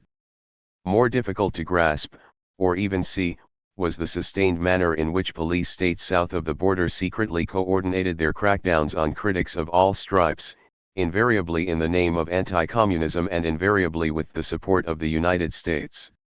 A decisive step in this support took place in 1963, when the administration of President John F. Kennedy tasked the Army's School of the Americas, established in 1946 and initially located in Panama under a different name, with training South and Central American military officers and police in counterintelligence and counterinsurgency. The SOAS classes were conducted mostly in Spanish. By the end of the century, the school had trained around 55,000 officers plus roughly 4,000 police and civilians from some 22 or 23 countries. A striking number of its graduates were to become prominent leaders in the dirty wars that would ravage Argentina, Chile, Colombia, Guatemala, Peru, El Salvador, Ecuador, Honduras, Panama, and Nicaragua. Along the way, the SOA acquired such derisive sobriquets as School of Assassins, School of Dictators, School of Coups. 3. Taking sides in dirty wars was typical of the proxy conflicts that engaged the United States and Soviet Union worldwide and shredded the so-called long peace of the Cold War. In Latin America, this mostly involved the United States extending funding, training, organizational and operational advice, weapons, logistical intelligence, and the like to authoritarian regimes engaged in counter-subversive activities, as well as to right-wing movements dedicated to subverting reformist and left-wing governments. Washington thus found itself supporting state terror on the one hand and violence and terror against the state on the other. The top-secret South American transnational campaign of state-sponsored terror known as Operation Condor was a beneficiary of covert U.S. support of the former sort. Dating from the late 1960s and formally consolidated in 1975, Condor involved collaborative cross-border intelligence, apprehension, abduction, rendition, interrogation, torture, assassination, and extrajudiciary execution operations among dictatorial regimes in the southern cone nations of Argentina, Chile, Uruguay, Brazil, Paraguay, and Bolivia, later joined by Ecuador and Peru. Upwards of 50,000 to 60,000 individuals appear to have been killed or disappeared in Condor-directed actions in the 1970s and 1980s, with countless thousands imprisoned and, in many cases, tortured. More than a few victims were exiles who had fled their native countries and were engaging in human rights campaigns as refugees. 4. The targets of this collaborative state terror extended beyond armed militants and avowed Marxists to include anyone associated with criticizing the existing right-wing regimes or advocating social justice. This was spelled out not just in the back rooms of ruling juntas, but also in training provided by the CIA and SOA. We have a clearer picture of this tutelage from instructional materials disclosed over the course of the 1980s and 1990s that became collectively identified in the media as torture manuals. In these dense manuals, many of them translated into Spanish, insurgent and guerrilla were the words commonly used to stigmatize critics or dissidents. Terrorism and the Urban Guerrilla, a teaching guide introduced to SOA classes in Spanish in 1987, expresses this succinctly. Examples of hostile organizations or groups are paramilitary groups, labor unions, and dissident groups. Another SOA manual, Handling of Sources, is even more expansive. The CIA agent should consider all organizations as possible guerrilla sympathizers. By infiltrating informants in the diverse youth, workers, political, business, social and charitable organizations, we can identify the organizations that include guerrillas among their members. Elsewhere in the instructional guides, the identification of explicit targets is extended to refugees, political parties, peasant organizations, intellectuals, teachers and students, universities, priests and nuns, and so on. One appalling quotation translated from a torture manual identifies target groups as religious workers, labor organizers, student groups, and others in sympathy with the cause of the poor. 5. Upon assuming power in 1981, the Reagan administration stepped into this violent world with unrestrained ardor and callous indifference to actual conditions on the ground. Despite much evidence to the contrary, the enemy was reaffirmed to be monolithic communism, directed from Moscow and spearheaded by its Cuban apprentice. As 1980s policymakers saw it, the threat was especially dire in Central America. Guatemala, where brutal repression had taken place ever since the CIA coup in 1954, was subjected to continued special attention. El Salvador and Nicaragua also became targets of fervent counterinsurgency and insurgency campaigns. In El Salvador, the anti-communist agenda involved supporting a dictatorial regime against any and all opponents. In Nicaragua, the situation was reversed. There, the Reagan administration devoted almost evangelical energy to nurturing and supporting the Contras, a terrorist guerrilla campaign against the left-wing Sandinista government that in 1979, with considerable popular support, had overthrown the brutal, US-supported Somoza family dictatorship that dated back to 1936. Disclosure of classified texts and other disturbing information pertinent to covert U.S. activity in Central America took place sporadically but frequently between the mid-1980s and mid-1990s. Much of this focused on the sensational Reagan-era Iran-Contra scandal that broke open in 1986 and involved a convoluted plot to obtain funds for the right-wing insurgents in Nicaragua by using Israel as an intermediary to sell weapons to fundamentalist and anti-American Iran for use in its war with Iraq. The less remembered CIA and SOA written materials that surfaced during these years existed at a low level in the hierarchy of covert activity and were not policy documents, but for good reason they also caused a stir. They provide a glimpse into the mindset behind anti-communist covert activities, and a graphic case study of what exporting Americanism in this last decade of the Cold War involved at ground level. The first significant instructional manual to come to public attention was a guide in Spanish prepared by the CIA for the Contras. Titled Psychological Operations in Guerrilla Warfare in the original English draft, this 89-page text was greeted with shock in the United States when exposed by journalists in 1984. After introducing it as a primer on insurgency, a how-to book in the struggle for hearts and minds, for example, Time magazine went on to observe, some of the techniques of persuasion are benign, helping the peasants harvest crops, learn to read, improve hygiene.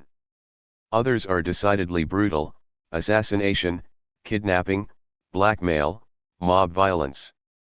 It could be a manual for the Viet Cong or the Cuban-backed rebels in El Salvador. If it were, the administration would likely be waving it as proof of the thesis about the sources of insidious world terrorism. 6. Complementing psychological operations and also exposed in 1984 was another CIA Spanish-language project, a cartoon booklet airdropped into Nicaragua. Titled The Freedom Fighters Manual, this was as crude and pedestrian as psychological operations was vicious, but still disturbing in its own way as an exercise in low-level terrorist activity. It instructed citizens in scores of acts of vandalism that might help bring the left-wing Sandinista government to its knees. 7. The torture manuals, which came to belated public attention in the 1990s, consisted of 7 Spanish-language SOA texts, totaling 1,169 pages. These were distributed to military officers in 11 South and Central American countries between 1987 and 1991 and also used by instructors in School of the Americas classes. The manuals reflected teaching materials used since 1982, when the Reagan administration dismissed the human rights concerns tentatively initiated during the Carter presidency. These SOA resources were complemented by two CIA counterintelligence manuals, one recycled from 1963, and one dated 1983 that essentially replicated this point 8. While the torture manuals open a small window onto Washington's pervasive disregard for democracy, human rights, and the rule of law when it came to covert activities, they also cast light in other directions. One is the care taken to ensure a measure of plausible deniability about what was really being promoted. Rhetorically, this was done with euphemisms and genuflections to propriety. Death squads were referred to as freedom commandos and freedom fighters, for example, and slogans like fighting for God, homeland, and democracy were promoted. Procedurally, a measure of plausible deniability was obtained by directing CIA and SOA activity largely to pedagogy rather than actual hands-on violence, without calling attention to the fact that this involved teaching right-wing military, paramilitary, and police forces how to most efficiently engage in infiltration, interrogation, torture, terror, and neutralization of perceived enemies. Once these various manuals became public, Washington's predictable machinery of public diplomacy went into motion. The SOA teaching guides were declared inconsistent with U.S. policy. The school's course offerings also were said to include respect for human rights. Objectionable and questionable passages amounted to no more than 24, and in any case were nothing more than a mistake made by some misguided junior officer working from outdated intelligence materials. Problematic statements had escaped oversight. A few bad apples were involved in promoting, or practicing, torture. And in any case, excesses had been corrected. 9. This was, as all spin is, disingenuous.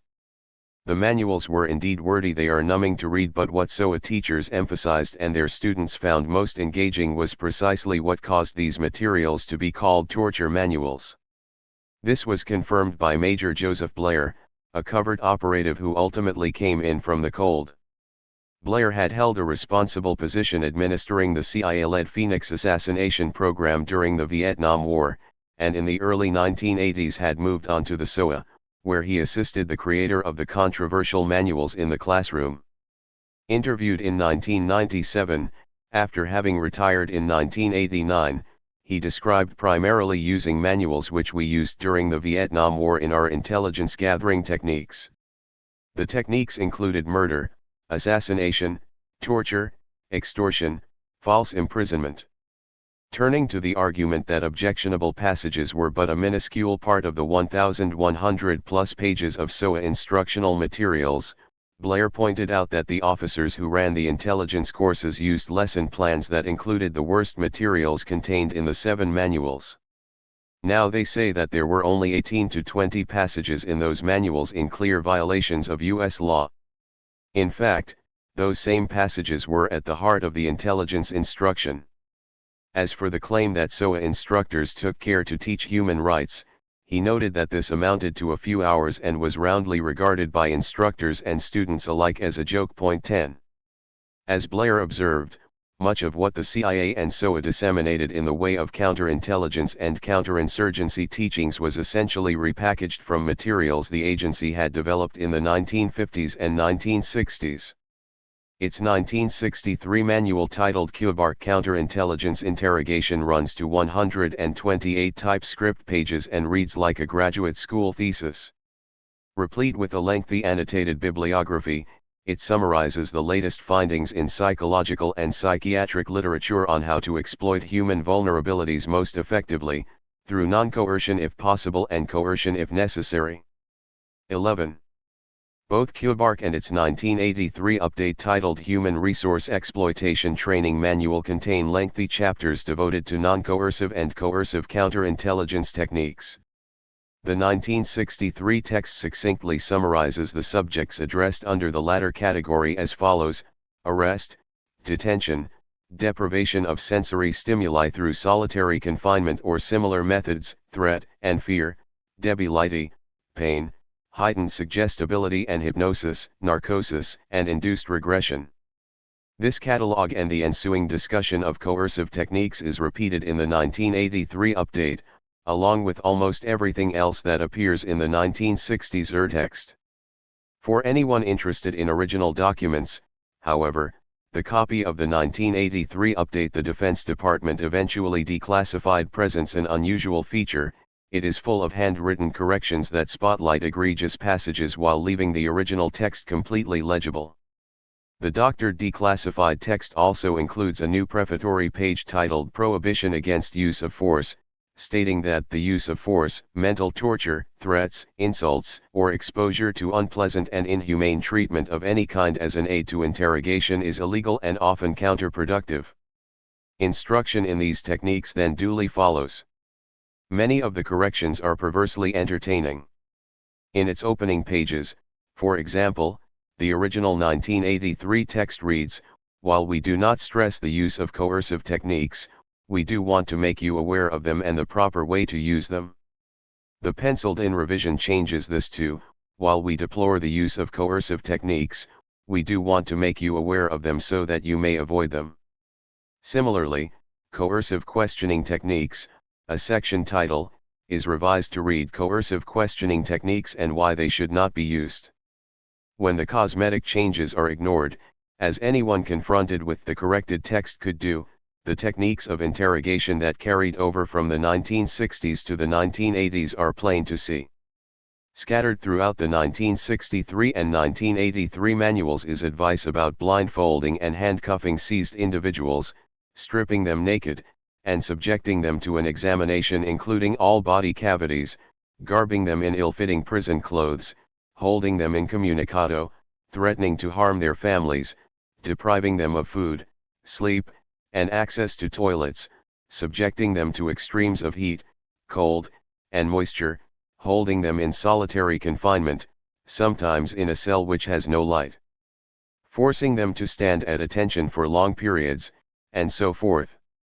Even the original 1963 manual, however, takes care to note that excessive reliance on debility, pain, etc. can be counterproductive and result in false confessions.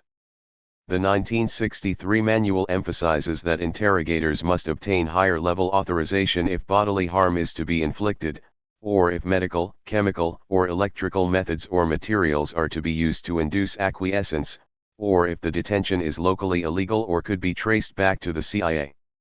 More practically, it advises, the electric current should be known in advance, so that transformers and other modifying devices will be on hand if needed. 12. Kubark and its 1983 offspring human resource exploitation, like the SOA manuals used between 1982 and 1991, were exercises in how to identify, detain, interrogate, and deter critics of Washington's police state allies south of the border. By contrast, in psychological operations in guerrilla warfare, the CIA manual written for the Contras and brought to public attention in 1984, it is guerrillas and insurgents who are being instructed. Section titles alone give a sense of what was taught: implicit and explicit terror, for example, and selective use of violence for propagandistic effects.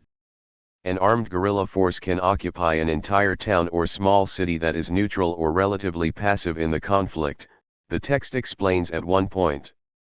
This force should then proceed to destroy military and police installations, cut communications, set up ambushes, and kidnap all government officials and agents.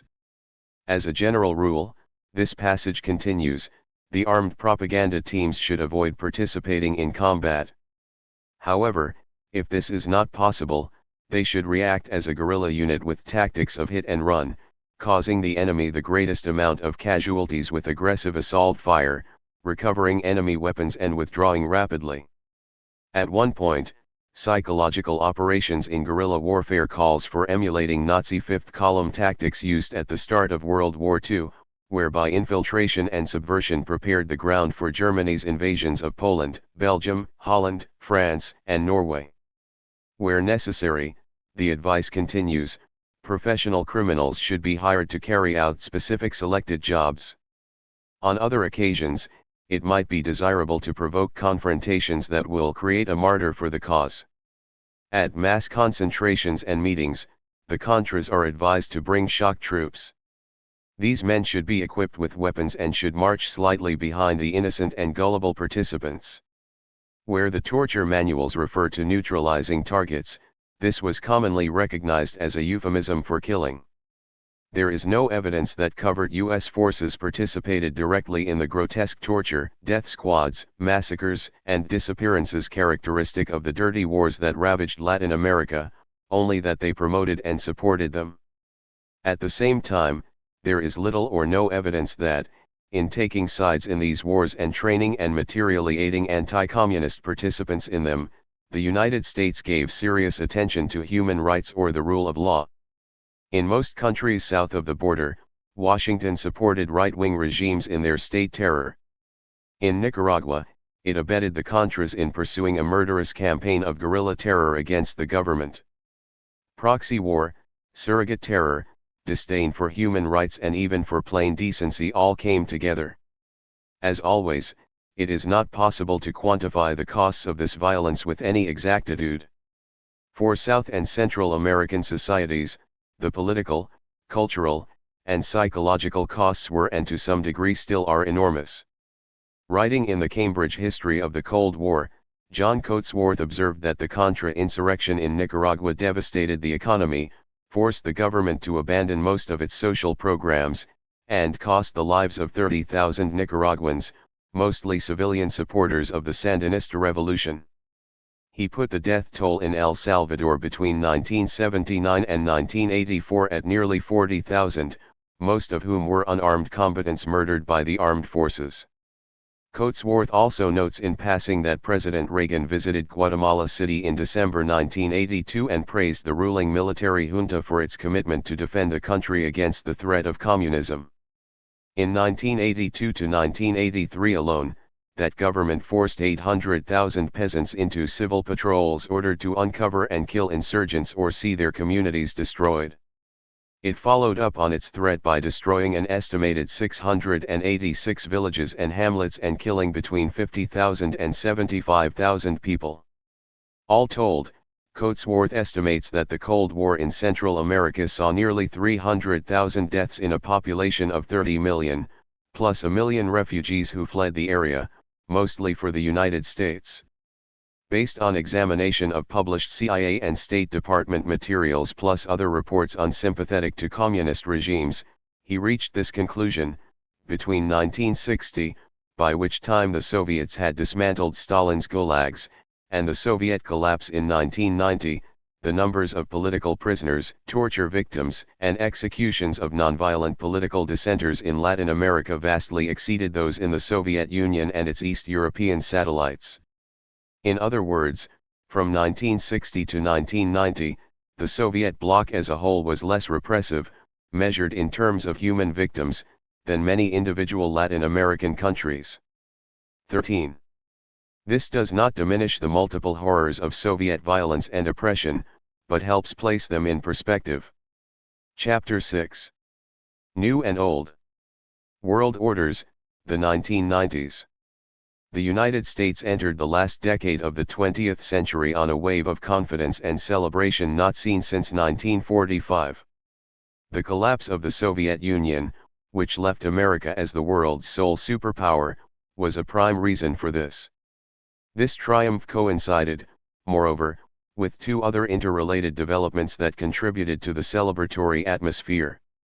One was spectacular victory in the Short Gulf War of 1991, in which a multi-nation force led by the United States crushed Iraq's armed forces with negligible casualties on the coalition side.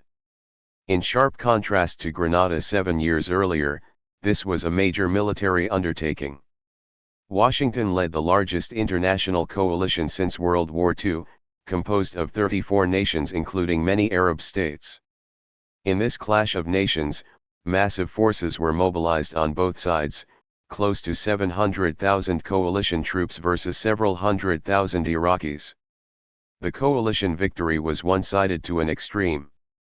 After a 5.5-month buildup of forces in and around Saudi Arabia, the actual military campaign, called Operation Desert Storm, lasted a mere 43 days, from January 17 to February 28.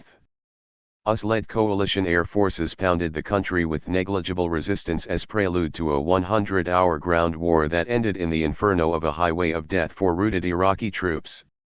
This was, as the title of an official U.S. Army history phrased it, a whirlwind war won. The second, related cause for jubilation came from seeing the revolution in military affairs in real time and seeing this simultaneously as a decisive confirmation of America's unequivocal martial supremacy. This was a transitional moment, as military commentators put it, when the industrial warfare and relatively unguided explosives that characterized modern warfare since World War II were significantly, and spectacularly, enhanced by marvels such as stealth invisibility for aircraft and precision-guided weapons. Point 2. Although still a transformation in progress, the new world of warfare was highly visible. It was, indeed, exceptionally telegenic, with live round-the-clock media coverage almost turning the mayhem into the equivalent of a video game or Hollywood spectacle or play-by-play sporting event. Outer space and cyberspace had become as critical as the traditional land-sea-air military domains.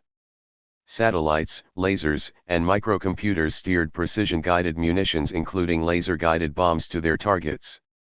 Stealth fighter bombers evaded Iraqi radar. Infrared night vision technology dispelled darkness. The Global Positioning System made a significant contribution to what military jargon referred to as the battle space and the digitized battlefield. In popular parlance, the Gulf War was often referred to as the Computer War III. A later think tank report on the Revolution in War analyzed this technological transformation as consisting of major advances in 10 core military capabilities: awareness, connectivity, range, endurance, precision, miniaturization, speed, stealth, automation, and simulation. The phenomenal advances in precision warfare made possible by the digital revolution did not alter the Pentagon's abiding faith in the necessity of maintaining and exercising overwhelming military might in the form of air power and other instruments of brute force. They simply added an addictive new level of sophistication to the bedrock post-war mission of maintaining asymmetrical technological advantages over the enemy. Point 4. The concept and harsh complexities of asymmetry would come back to haunt America's warfighters a decade and more later, when non-state terrorists and ununiformed insurgents relying on rudimentary weapons and irregular warfare successfully challenged the ultra-sophisticated U.S. military machine. Until then, however, and even thereafter, the never-ending quest to ensure asymmetrical technological superiority mesmerized the war planners. In actual practice, the revolution in military affairs was not as transformative as its most fervent apostles declared.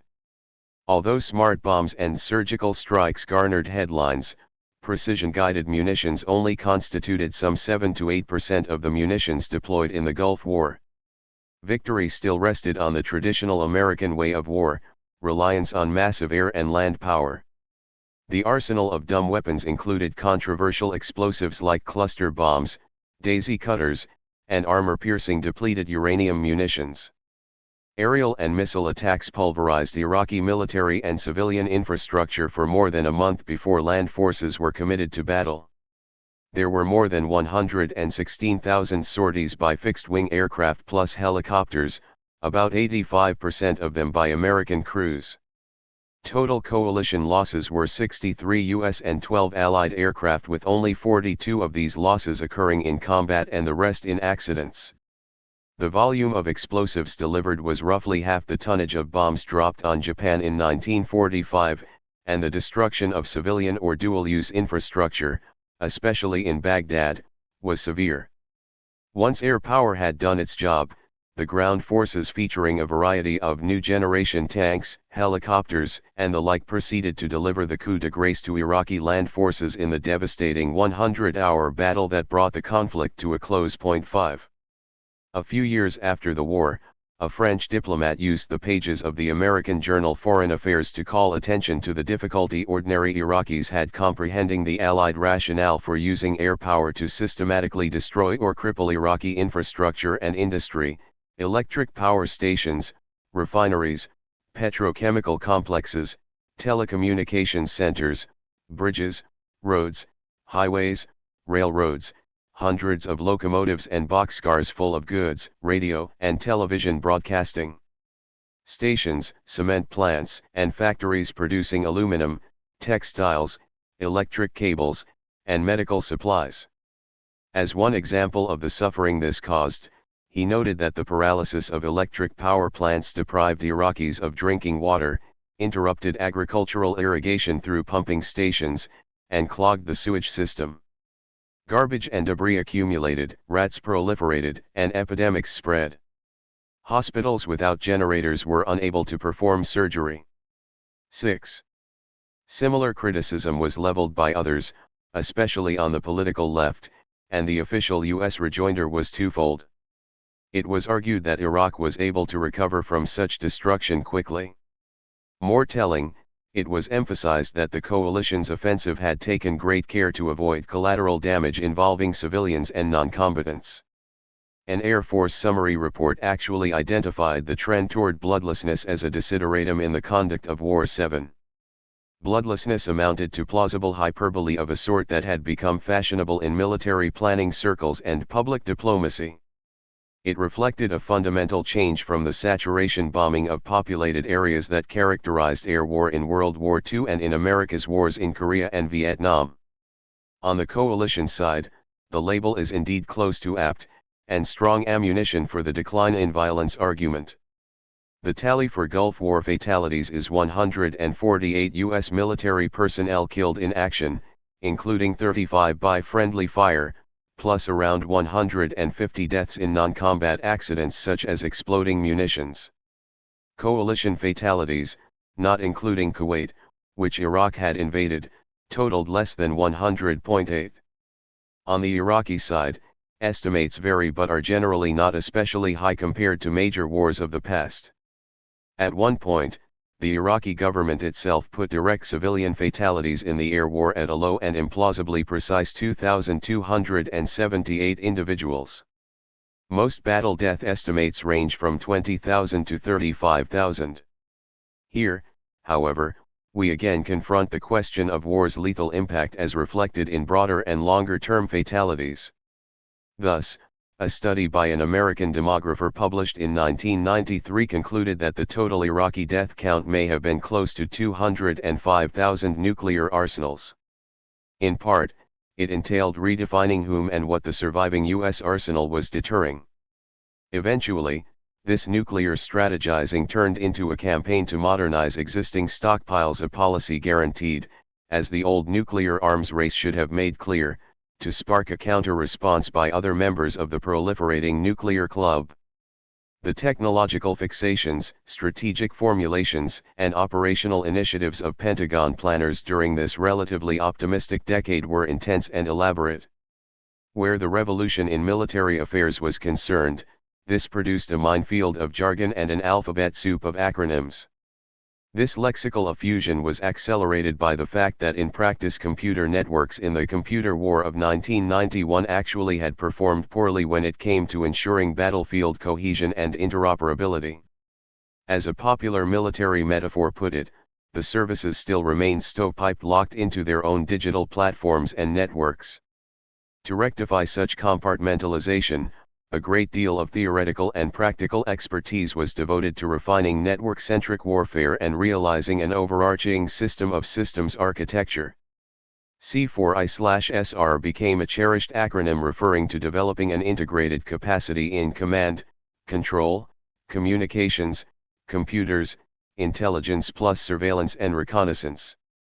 High-altitude satellite architecture was integral to ensuring interoperability on the digital battlefield. So were space-based infrared systems and unmanned aerial vehicles, known more popularly as drones. 13.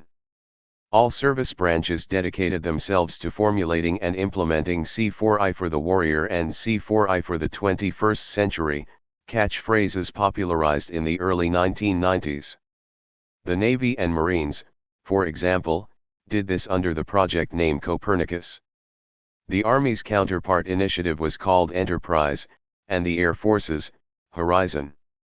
No slogan was more resonant, however, than full spectrum dominance, which was highlighted in two frequently cited mission statements by the Joint Chiefs of Staff, a July 1996 publication titled Joint Vision 2010 and a May 2000 update titled Joint Vision 2020. The 1996 JCS text proclaimed, "Full spectrum dominance will be the key characteristic we seek for our armed forces in the 21st century." Joint Vision 2020 provided this succinct definition. The label full spectrum dominance implies that U.S. forces are able to conduct prompt, sustained, and synchronized operations with combinations of forces tailored to specific situations and with access to and freedom to operate in all domains: space, sea, land, air, and information. 14.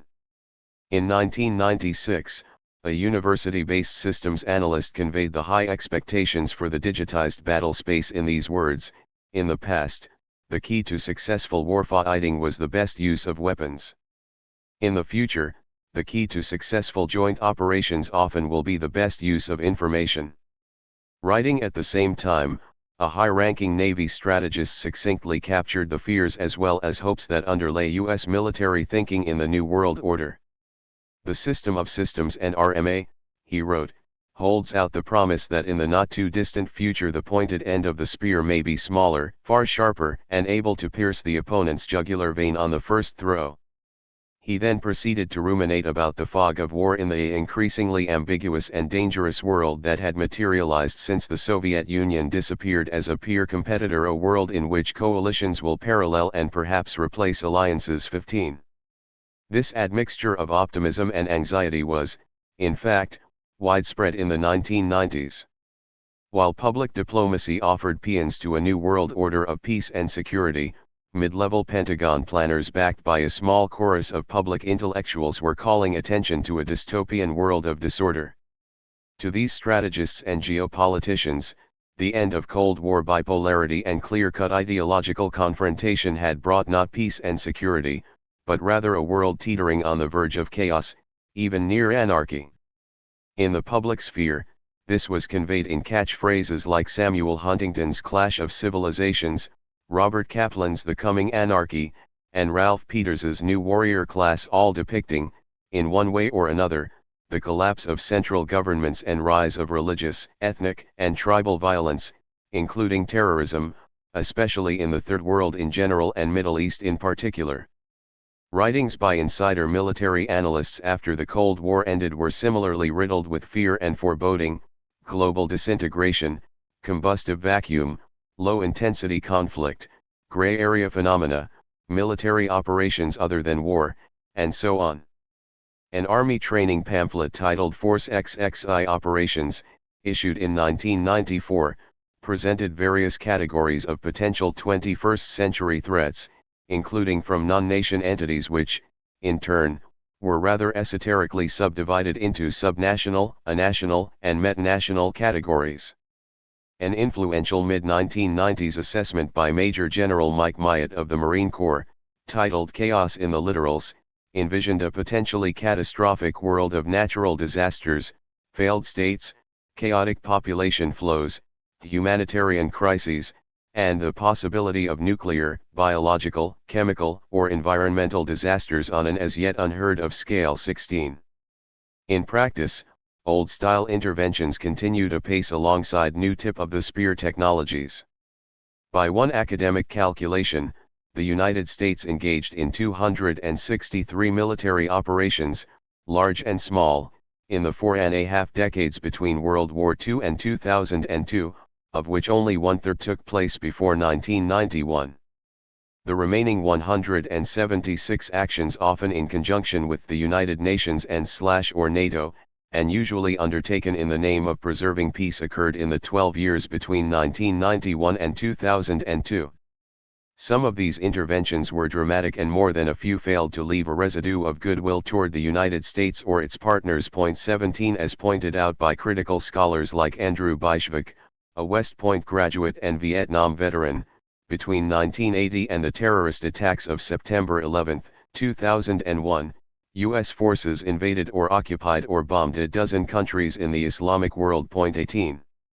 The corollary to these overseas operations was a global network of military installations that the political scientist Chalmers Johnson, a former consultant to the CIA, famously identified in 2004 as America's empire of bases. Much of this empire reflected the Cold War legacy of forward bases established in Europe and Asia after World War II and the Korean War to contain communism, many of which were retained after the dissolution of the Soviet Union. A good part of this military base empire, on the other hand, reflected preoccupation with the Middle East in general and its oil in particular. This traced back to the Carter and Reagan doctrines of the 1980s, and was reinforced by the global disintegration thinking of the 1990s.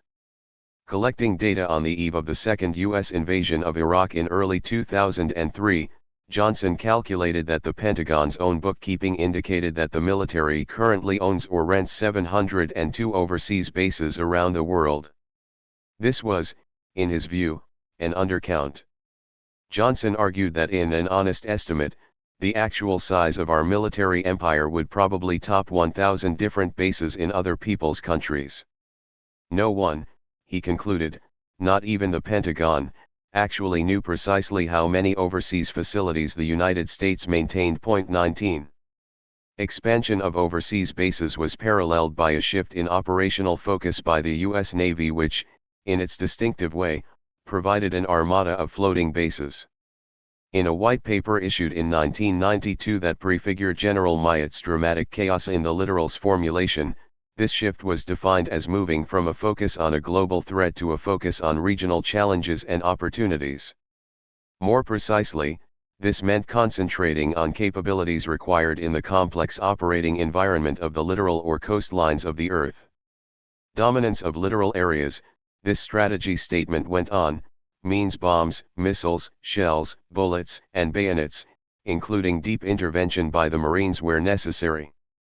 Strategic writings in this vein repeatedly emphasize the necessity of denying A2/AD capabilities to adversaries or potential enemies that would challenge U.S. domination not just of global offshore waters but of broad coastal land areas as well. It is not difficult to imagine how potential adversaries like China might have viewed such an aggressive redefinition of the American strategic mission, but there is little indication this was given serious consideration in the Pentagon. This shift from blue water operations to power projection in littoral areas became a naval mantra in the 1990s. A 1994 Navy publication, for example, noted that a U.S. warship is sovereign U.S. territory, no matter where it might be. In 1997, an updated statement clarified the high-tech dimension of the shift to a littoral focus. We will take advantage of our robust command and control systems and the reach of our sensors and weapons to concentrate combat power from dispersed, networked forces and project power far inland. The objective of such forward deployment was to cripple enemy defenses, hit enemy offenses hard, and achieve a quick fait accompli. 20. U.S. warships in offshore waters were not, of course, self-sufficient floating bases. They also required on-land facilities, thus helping explain the growth of the empire of bases that took off in the 1990s. The difficulty of quantifying this empire resembles the difficulty of quantifying and evaluating the scale, scope, nature, and human consequences of war and conflict since World War II. Precision is impossible.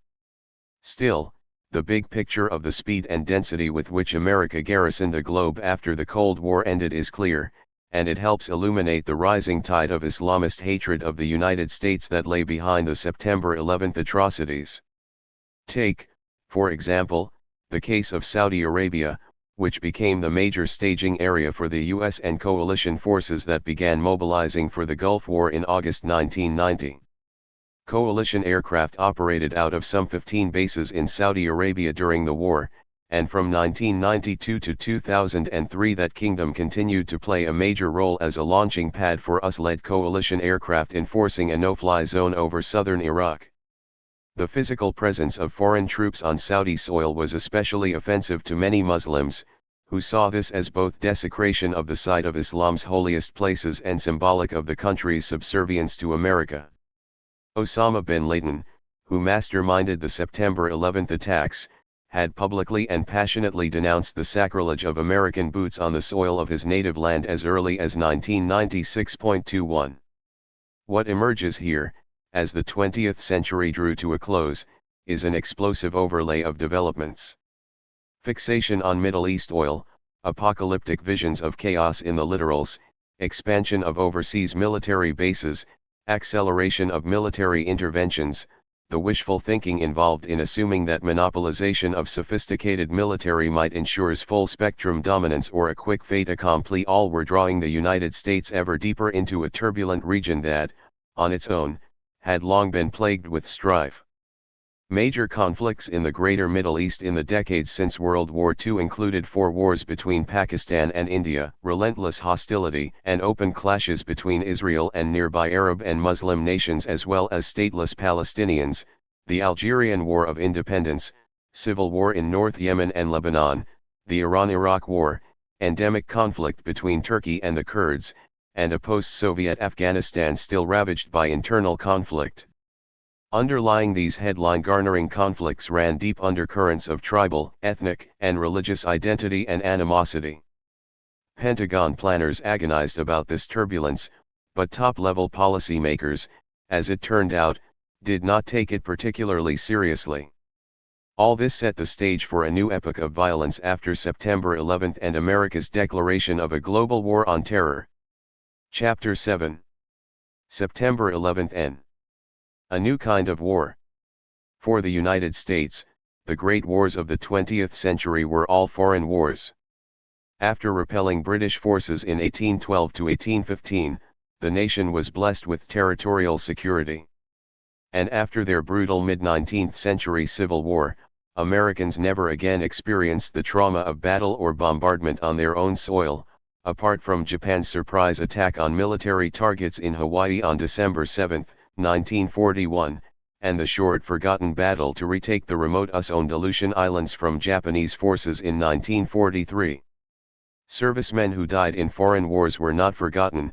U.S. veterans of World War I, World War II, the Korean War, and the Vietnam War continued to be memorialized. Commemorations of World War II and the Vietnam War in particular became occasions for reinforcing a carefully cultivated national sense of victimization and sacrifice. Still, this long history of physical isolation from intimate contact with war's horrors goes far toward helping explain the near-pathological shock that followed Al-Qaeda's attacks on the World Trade Center in New York and Pentagon in Washington on September 11, 2001. The general U.S. response to those attacks carried out in hijacked planes by 19 Islamist terrorists, 15 of them Saudis, immediately prompted invocation of World War II. The assault was likened to both Japan's attack on Pearl Harbor and the suicidal Japanese kamikaze pilots who made an appearance in the closing stages of the Pacific War. Political pundits, especially conservatives, debated whether America was fighting World War III or World War IV.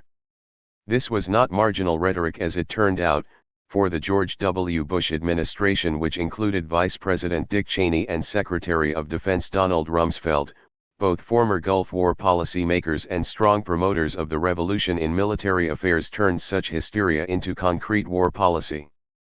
The United States, it was declared, was now embroiled in a global war on terror, sometimes awkwardly identified as GWOT.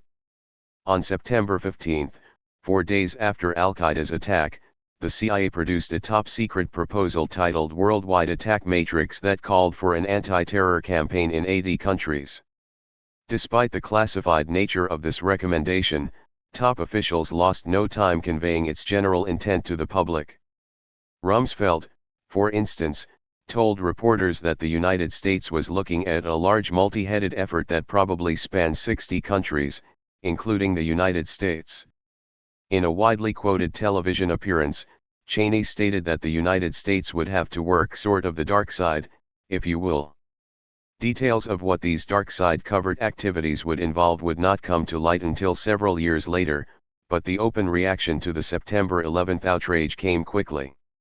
U.S. forces, with especially strong British support, launched war against the Taliban government in Afghanistan on October 7 and began preparing to invade Iraq. 17 months later, on March 19, 2003, they did so. Neither country had been responsible for the September 11 attacks. 1. This swift, sweeping, militarized response reflected hubris as well as paranoia at the top levels of government.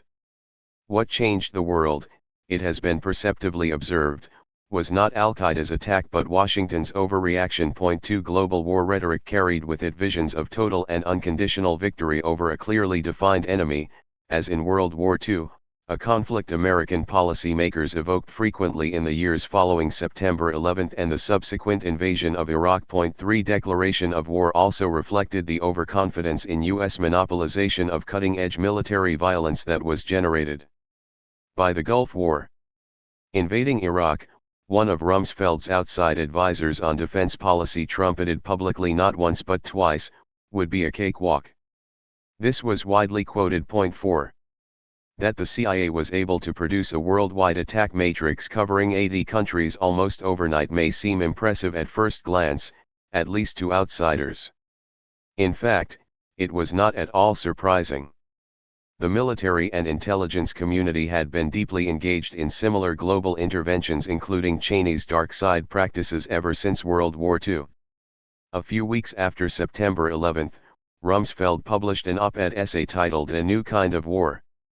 Later, in November 2002, during the build-up for invading Iraq, he told a radio call-in show that warnings of a quagmire were misplaced. The idea that it's going to be a long battle of some kind, I think, is belied by the fact of what happened in 1990, he said, referring to the Gulf War.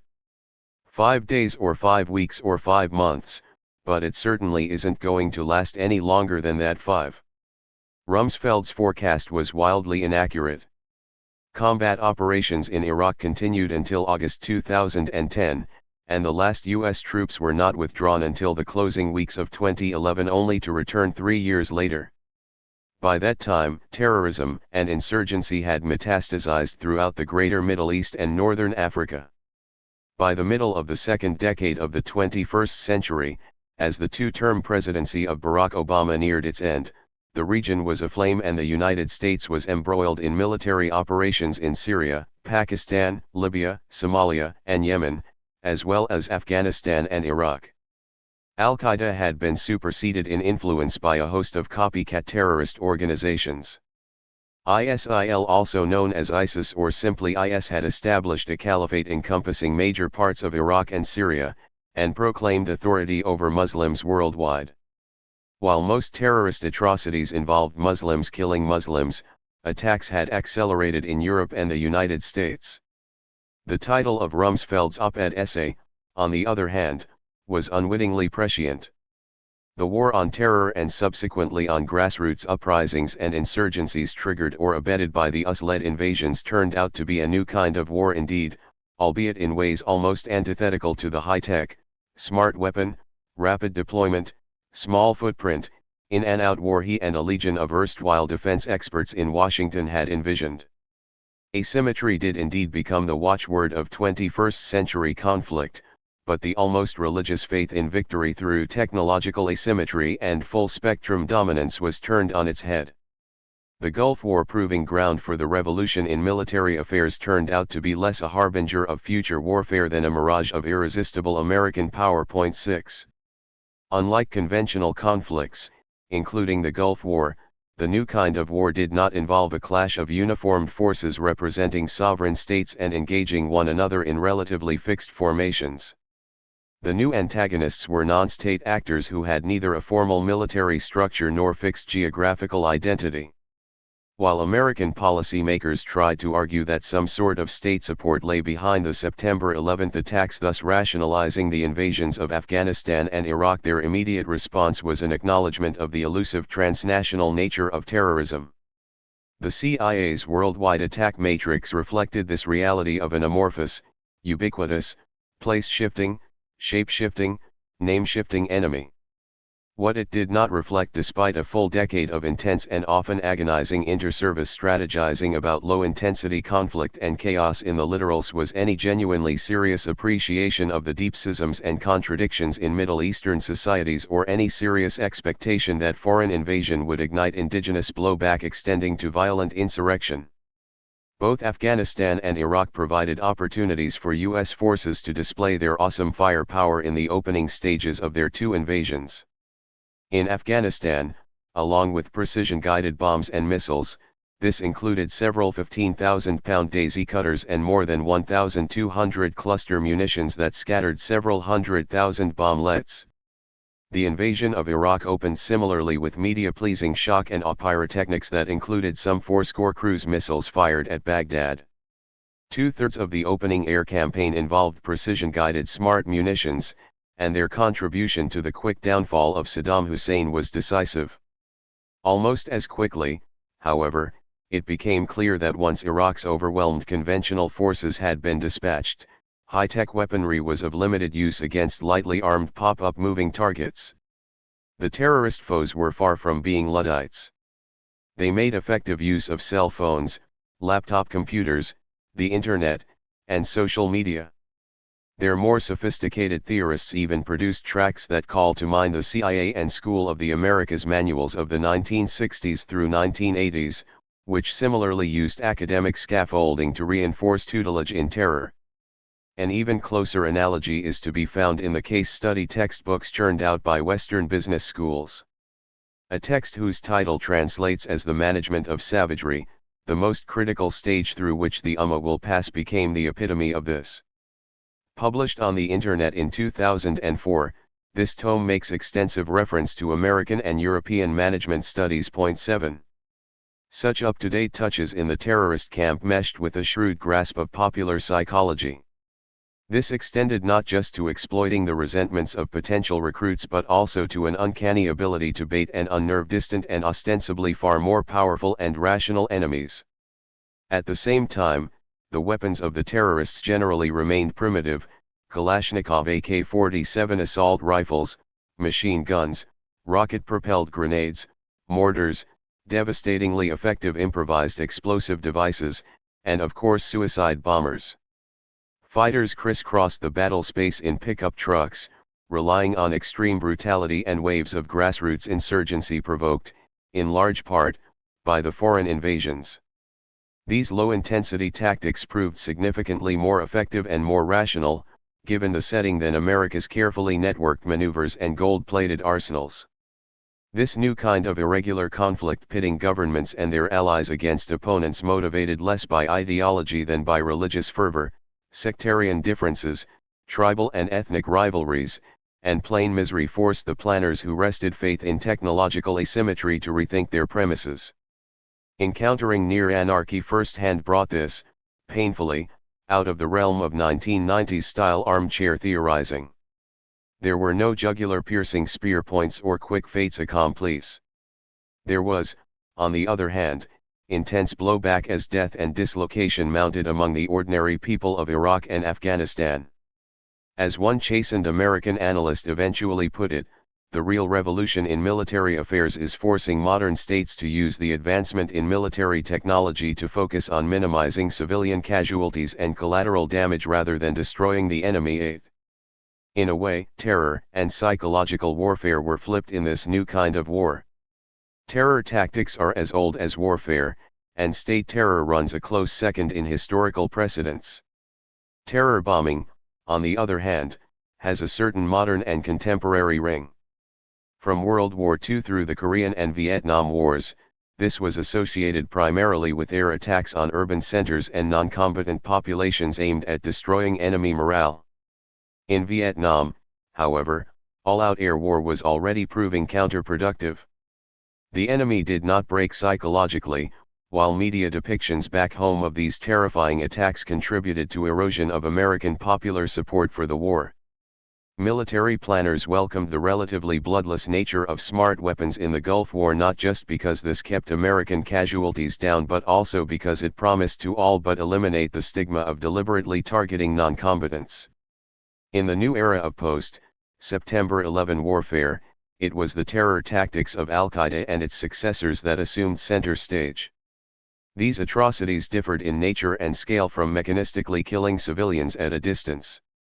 Their perpetuators flaunted them as a signature statement. The physical proximity and suicidal relationship between the bomber and his or her victims compounded the horror in the public eye, as it was meant to do.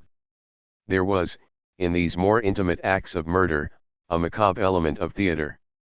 The character, manipulation, and destabilizing effectiveness of such terrorism differed in numerous ways from the state terror long practiced by large and small nations. In the digital world of instantaneous mass communication and sensationalism, this, too, was a new kind of war. Religious fanaticism compounded the horror of this latest incarnation of callous terror. The bedrock objective of breaking the morale of perceived enemies, however, was old. As the entanglements in Afghanistan and Iraq dragged on, it became clear that this was also a new kind of war when it came to bureaucratic sprawl and organizational contradictions. On the one hand, computer-focused theories like network-centric warfare presented an idealized vision of streamlined command and control operations. At the same time, however, the extreme response to September 11 gave birth in the United States to a public and private security complex more gargantuan, cumbersome, compartmentalized, faction-ridden, redundant, wasteful, corrupt, and non-transparent than anything the nation had seen before. Top-echelon military and civilian intelligence agencies proliferated, and this was only the tip of the iceberg. There were no body counts here, only immeasurable violence done to civil society in general.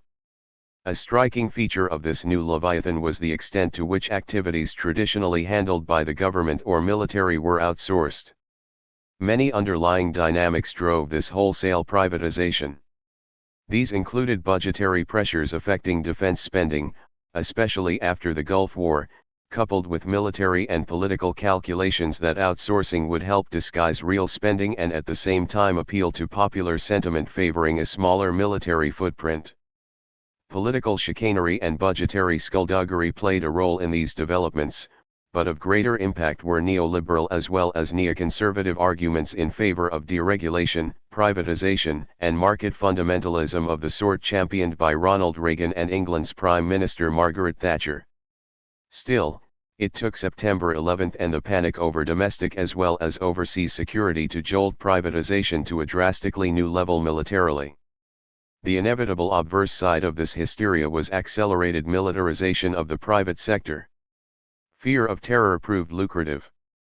By 2007, for example, around 60% of the CIA's workforce consisted of private contractors.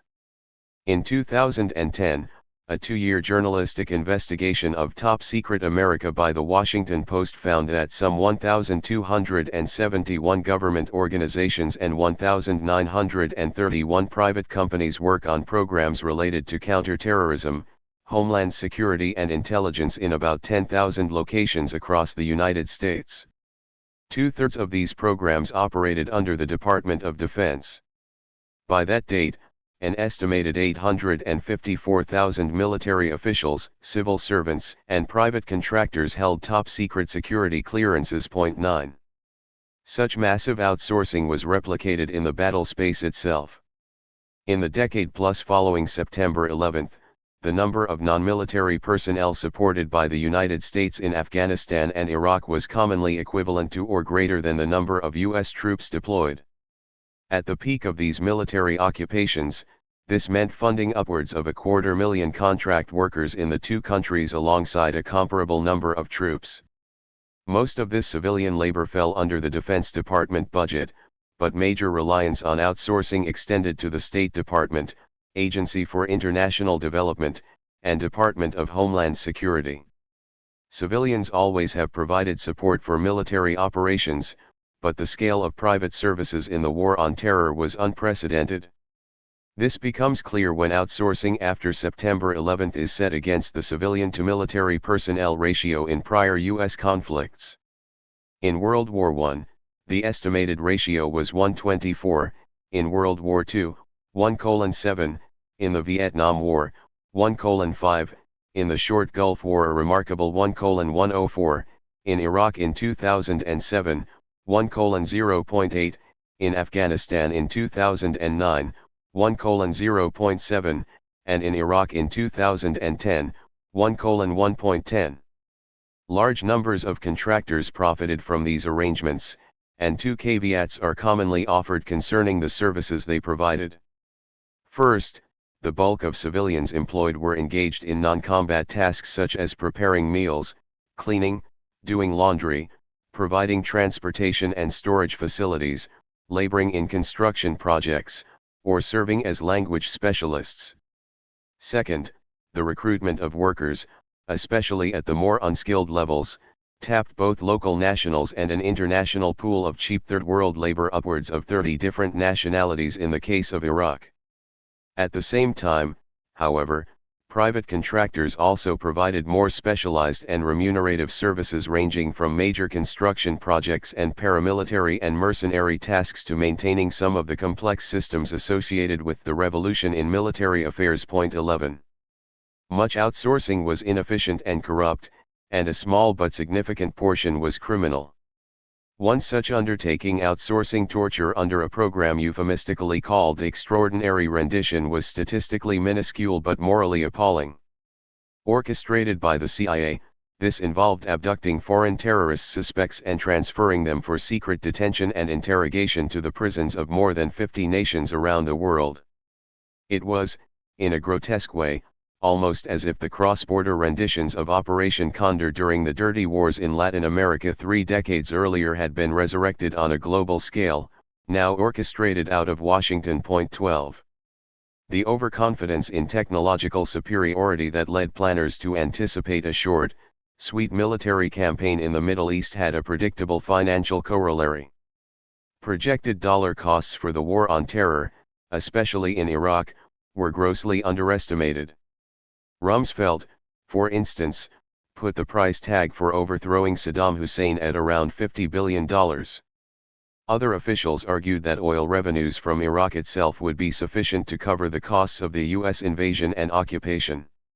When the president's chief economic advisor broke ranks and told the Wall Street Journal that war costs might run as high as $100 to $200 billion, he was roundly criticized and soon relieved of his duties. Point 13.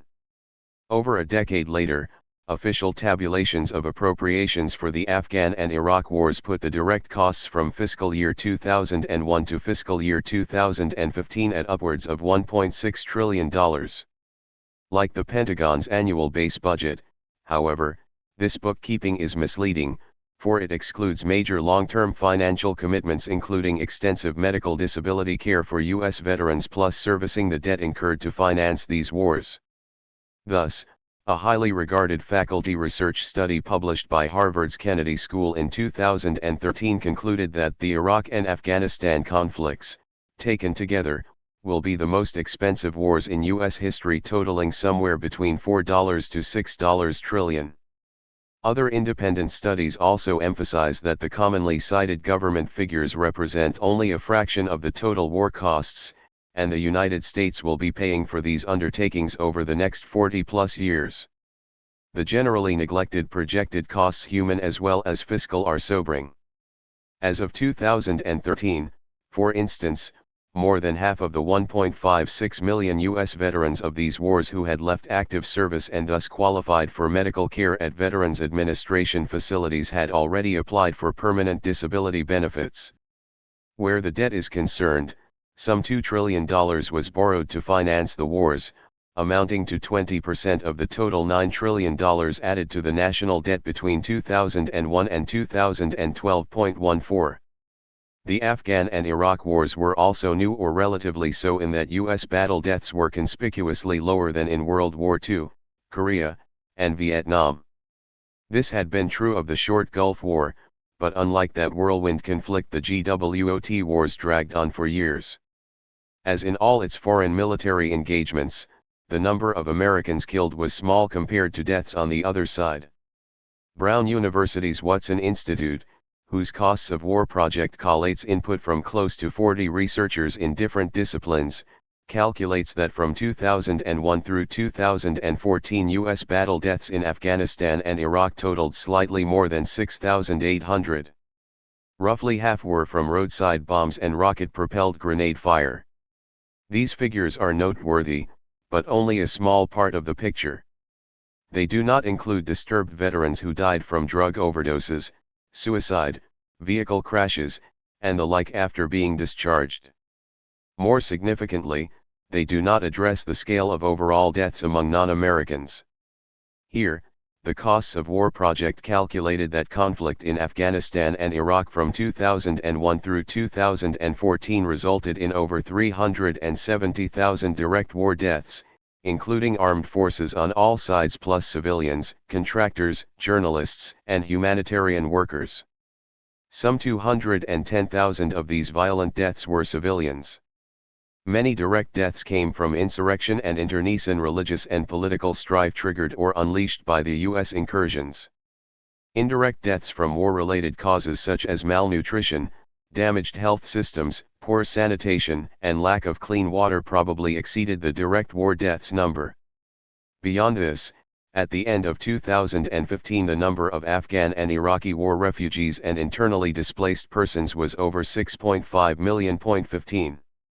Another critical assessment of the body count of the first 10 years of the War on Terror, published in 2015 by the Nobel Prize-winning Physicians for Social Responsibility and two collaborating international organizations, reached the even higher conservative estimate that this conflict had, directly or indirectly, killed around 1 million people in Iraq, 220,000 in Afghanistan and 80,000 in Pakistan, i.e. a total of around 1.3 million.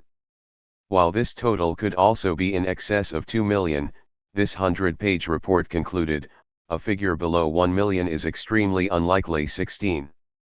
To such mortality and population displacement estimates must be added war-related disabilities. Here again, the data for Americans is fairly copious but virtually non-existent for most of the rest of the world. At the same time, the upfront official data for the U.S. side can, as usual, be misleading. Department of Defense reports, for instance, put the number of troops wounded in action in the GWOT wars at around 50,000. By contrast, as of early 2015 studies attentive to war-related mental health disorders calculated that at least 970,000 American veterans of these conflicts had received some degree of official recognition for physical or, more commonly, psychological injuries.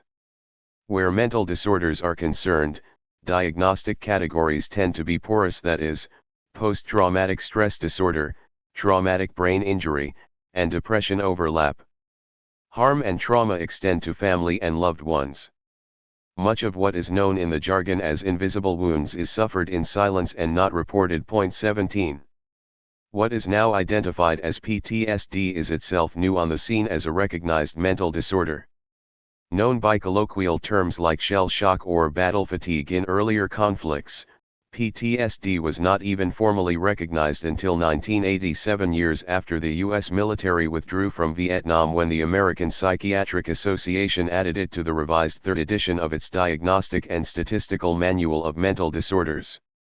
The prevalence of blast injuries from exploding IEDs in Iraq drew increased attention to the physical as opposed to purely psychological nature of combat-related mental disorders.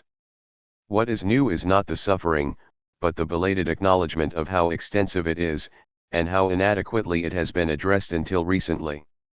Also new, at the same time, is the degree to which the GWOT wars were accompanied by more generous health care benefits for veterans, extending to mental and emotional disorders, all of which add greatly to the projected long-term costs of these wars. Statistics pertinent to war-related mental disorders vary. Veterans Administration studies postulate that in the protracted post-9/11 wars in Afghanistan and Iraq, the number of PTSD cases among U.S. personnel amounted to between 11% and 20% in any given year. Looking back to earlier wars, these studies conclude that 30% of Vietnam War veterans experienced PTSD at one time or another, with 15% still diagnosed with the symptoms in the late 1980s. For the Gulf War of 1991, so widely celebrated for being short and virtually free of casualties on the victor's side, the PTSD estimate is 12%. 18 The 2013 Kennedy School Report on Projected Costs of the Iraq and Afghanistan Wars refers to the situation among returning veterans as a long-term mental health epidemic, and notes that research from previous wars has shown that these veterans are at higher risk for lifelong medical problems, such as seizures, decline in neurocognitive functioning, dementia and chronic diseases. 19. The psychological legacy of war to great numbers of those dispatched to fight becomes even clearer when these rather abstract percentages and pathologies are set against the number of Americans deployed to fight in the country's three most recent major wars, some 2.7 million to Vietnam, 500,000 or so to the Gulf War, and upwards of 2.7 million to Iraq and Afghanistan. 20. Operationally, psychologically, and pathologically, the new kind of war also resonated with America's warfighting past. Take the reduction of the enemy and most of the world's problems to a single word. Terror, for all practical purposes, replaced communism as the great evil. In many ways, President Bush typically stated after the invasions of Afghanistan and Iraq, this fight resembles the struggle against communism in the last century. It was, he declared on another occasion, a fight between good and evil in which there could be no neutral ground. Much like the Cold War, the new war became a holy war on all sides, although the Islamist fundamentalism of the terrorists sharpened the explicitly theological edge of this in ways not seen in prior modern wars. 21. On the US side, postulation of a Manichaean world was not confined to propaganda for public consumption. It permeated decision-making circles after World War II, reaching a catastrophic apogee in the Vietnam War. Years afterwards, Robert McNamara, who served as Secretary of Defense from 1961 to 1968, offered a concise explanation for U.S. failure in that conflict. In a filmed interview in 2003, when he was in his mid-80s, McNamara spoke of the need to know one's enemies to empathize with them, and try to put ourselves inside their skin and look at us through their eyes, just to understand the thoughts that lie behind their decisions and their actions. He and his fellow Vietnam War policymakers, McNamara confessed, had viewed that conflict through the prism of the Cold War and ignored Vietnam's long struggle against colonialism, as well as the civil war that had divided the country since World War II. There had been a profound ignorance of history, of schisms within global communism, and of the nature, motivations, and resilience of the Vietnamese enemy. 22. McNamara's mea culpa was delivered at the very moment that the United States was embarking on its invasion of Iraq and dismissing, as Rumsfeld and his peers in Washington did so casually, any possibility of a quagmire. Despite warnings from middle-echelon military and civilian analysts, no one at top planning levels was capable of imagining that such a massive military intrusion could backfire and strengthen rather than diminish terrorism. No contingency planning to counter possible serious grassroots resistance, let alone insurgency, was included in the exuberant shock and awe playbook for the invasion. When the Army and Marine Corps finally got around to publishing a new counterinsurgency field manual, in December 2006, it opened with an acknowledgement that counterinsurgency operations generally have been neglected in broader American military doctrine and national security policies since the end of the Vietnam War over 30 years ago. 23. Given what we know of the 1980s and 1990s, this seems counterintuitive and almost inconceivable at first glance. Support for authoritarian regimes in Latin America by the School of the Americas, coupled with the Reagan administration's support of the Contras in Nicaragua, was all about abetting the suppression of dissent and insurgency. By much the same measure, the crushing defeat of the Soviet Union by lightly armed Afghan and foreign mujahideen in Afghanistan a little more than a decade before September 11 amounted to a successful insurgency the United States itself helped fund and arm. The 1990s witnessed a flood of military studies and reports voicing alarm at the increasingly ambiguous and dangerous nature of the post-Cold War world, especially in the Middle East. Despite this, the charge of neglect leveled in the 2006 Counterinsurgency Field Manual is accurate. Much of the CIA's covert activity apparently did not influence mainstream strategizing. The insurgent victory in Afghanistan was largely dismissed as a revelation of Soviet ineptitude, and did not register in any meaningful way on the strategic radar of top planners and defense intellectuals. Most astonishing, after Vietnam, the elite military academies that trained career officers actually expunged counterinsurgency from their regular curricula. 24. In 2006, shortly before the new field manual was issued to great fanfare, retired General Jack Keane, a former Vice Chief of Staff of the Army who served in both Vietnam and Iraq, anticipated the handbook's prefatory confession of delinquency. After the Vietnam War, he told a television audience, "We purged ourselves of everything that had to do with irregular warfare or insurgency, because it had to do with how we lost that war. In hindsight, that was a bad decision." 25. This was more than just a bad decision. Beyond being a remarkable manifestation of groupthink, such willful narrow-mindedness reflected an inbred and abiding aversion to seeing either the world or oneself as seen by others, especially antagonists or potential antagonists. The Vietnam Syndrome argument that the United States lost the war in Vietnam because of a failure of will was a red herring. Before as well as after the delusory whirlwind victory in the 1991 Gulf War, what was actually buried in the sand was common sense and any genuinely serious attempt at topmost levels to comprehend complex inferior enemies. McNamara was whistling in the wind when he spoke of this in 2003, as the United States was launching its hubristic invasion of Iraq. In this regard, the disastrous war on terror was not a new kind of war at all. The price the world paid for such groupthink was a new world of instability. Chapter 8. Arcs of Instability. The most popular Cold War catchphrase conveying the distorted picture of monolithic communism that Robert McNamara later repudiated was the domino theory. This traced back to the mid-1950s, when the United States replaced the military forces of colonial France in Vietnam. If indigenous communist forces fighting to unite that divided country succeeded, it was declared, this would set off a chain reaction throughout Asia in which country after country fell under Moscow-led communist domination, up to and including Japan. 1. The worldwide proxy wars both Cold War superpowers had engaged in reflected the ubiquity of this sort of chain reaction alarmism, and this mindset on the part of American strategic analysts did not disappear with the demise of the Soviet Union. It was redirected and reformulated in response to new perceived threats, a process already articulated in the Carter Doctrine of 1980, with its warning about the menace posed by the sudden emergence of the Revolutionary Islamic Republic of Iran. The domino metaphor did not survive the Cold War. In the 1990s, catchphrases of the chaos in the literal sort drew attention in U.S. military circles, and by the turn of the century it had become common to speak of a world imperiled by an arc of instability. A top-level intelligence report in 2004 captured the panoramic sweep of this, calling attention to a great arc of instability from sub-Saharan Africa, through North Africa, into the Middle East, the Balkans, the Caucasus, and South and Central Asia, and through parts of Southeast Asia too. In this and other government reports, the arc of instability was associated with contradictions in the megatrend of globalization. On the one hand, globalization promised a world in which technological advances created a more integrated and prosperous international system.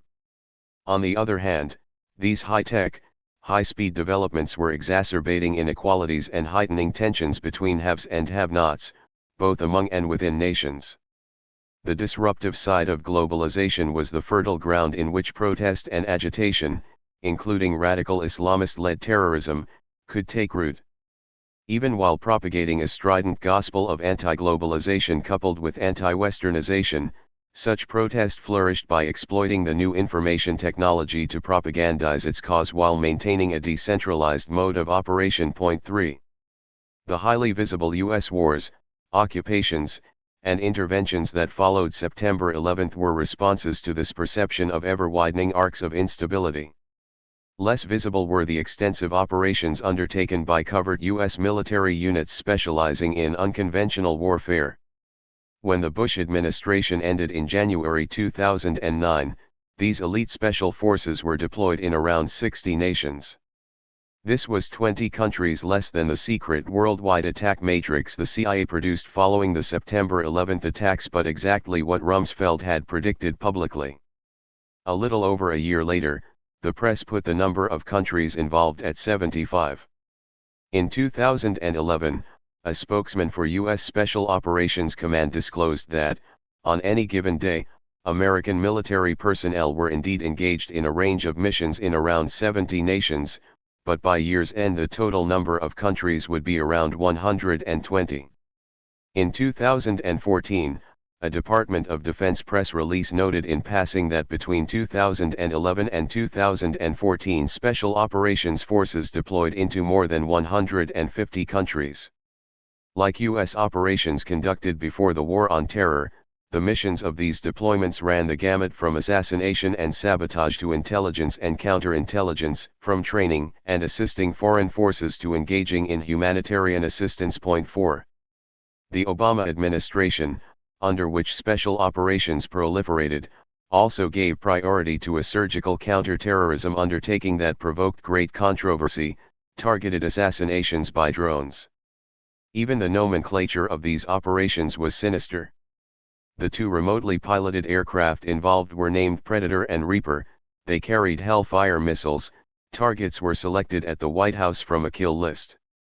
Remote-controlled aircraft had been used in a few bombing missions in World War II, and for battlefield surveillance with still cameras in Vietnam.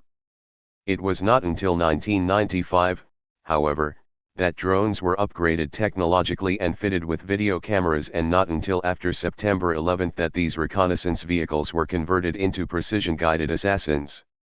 To their mostly American operators, the Predators and Reapers epitomized both the revolution in military affairs and a commitment to minimize U.S. combat casualties and collateral damage. 5. The first weaponized Predator attacks were launched in Afghanistan in late 2001, as part of the air war against the Islamic fundamentalist Taliban movement that governed the country from 1996 to December 2001. The first targeted drone killing, directed by the CIA, took place in Afghanistan the following February. It was aimed at a tall man mistakenly identified as Osama bin Laden and killed 3 impoverished rural men instead. In 2002, drone strikes were directed against suspected terrorists in Yemen.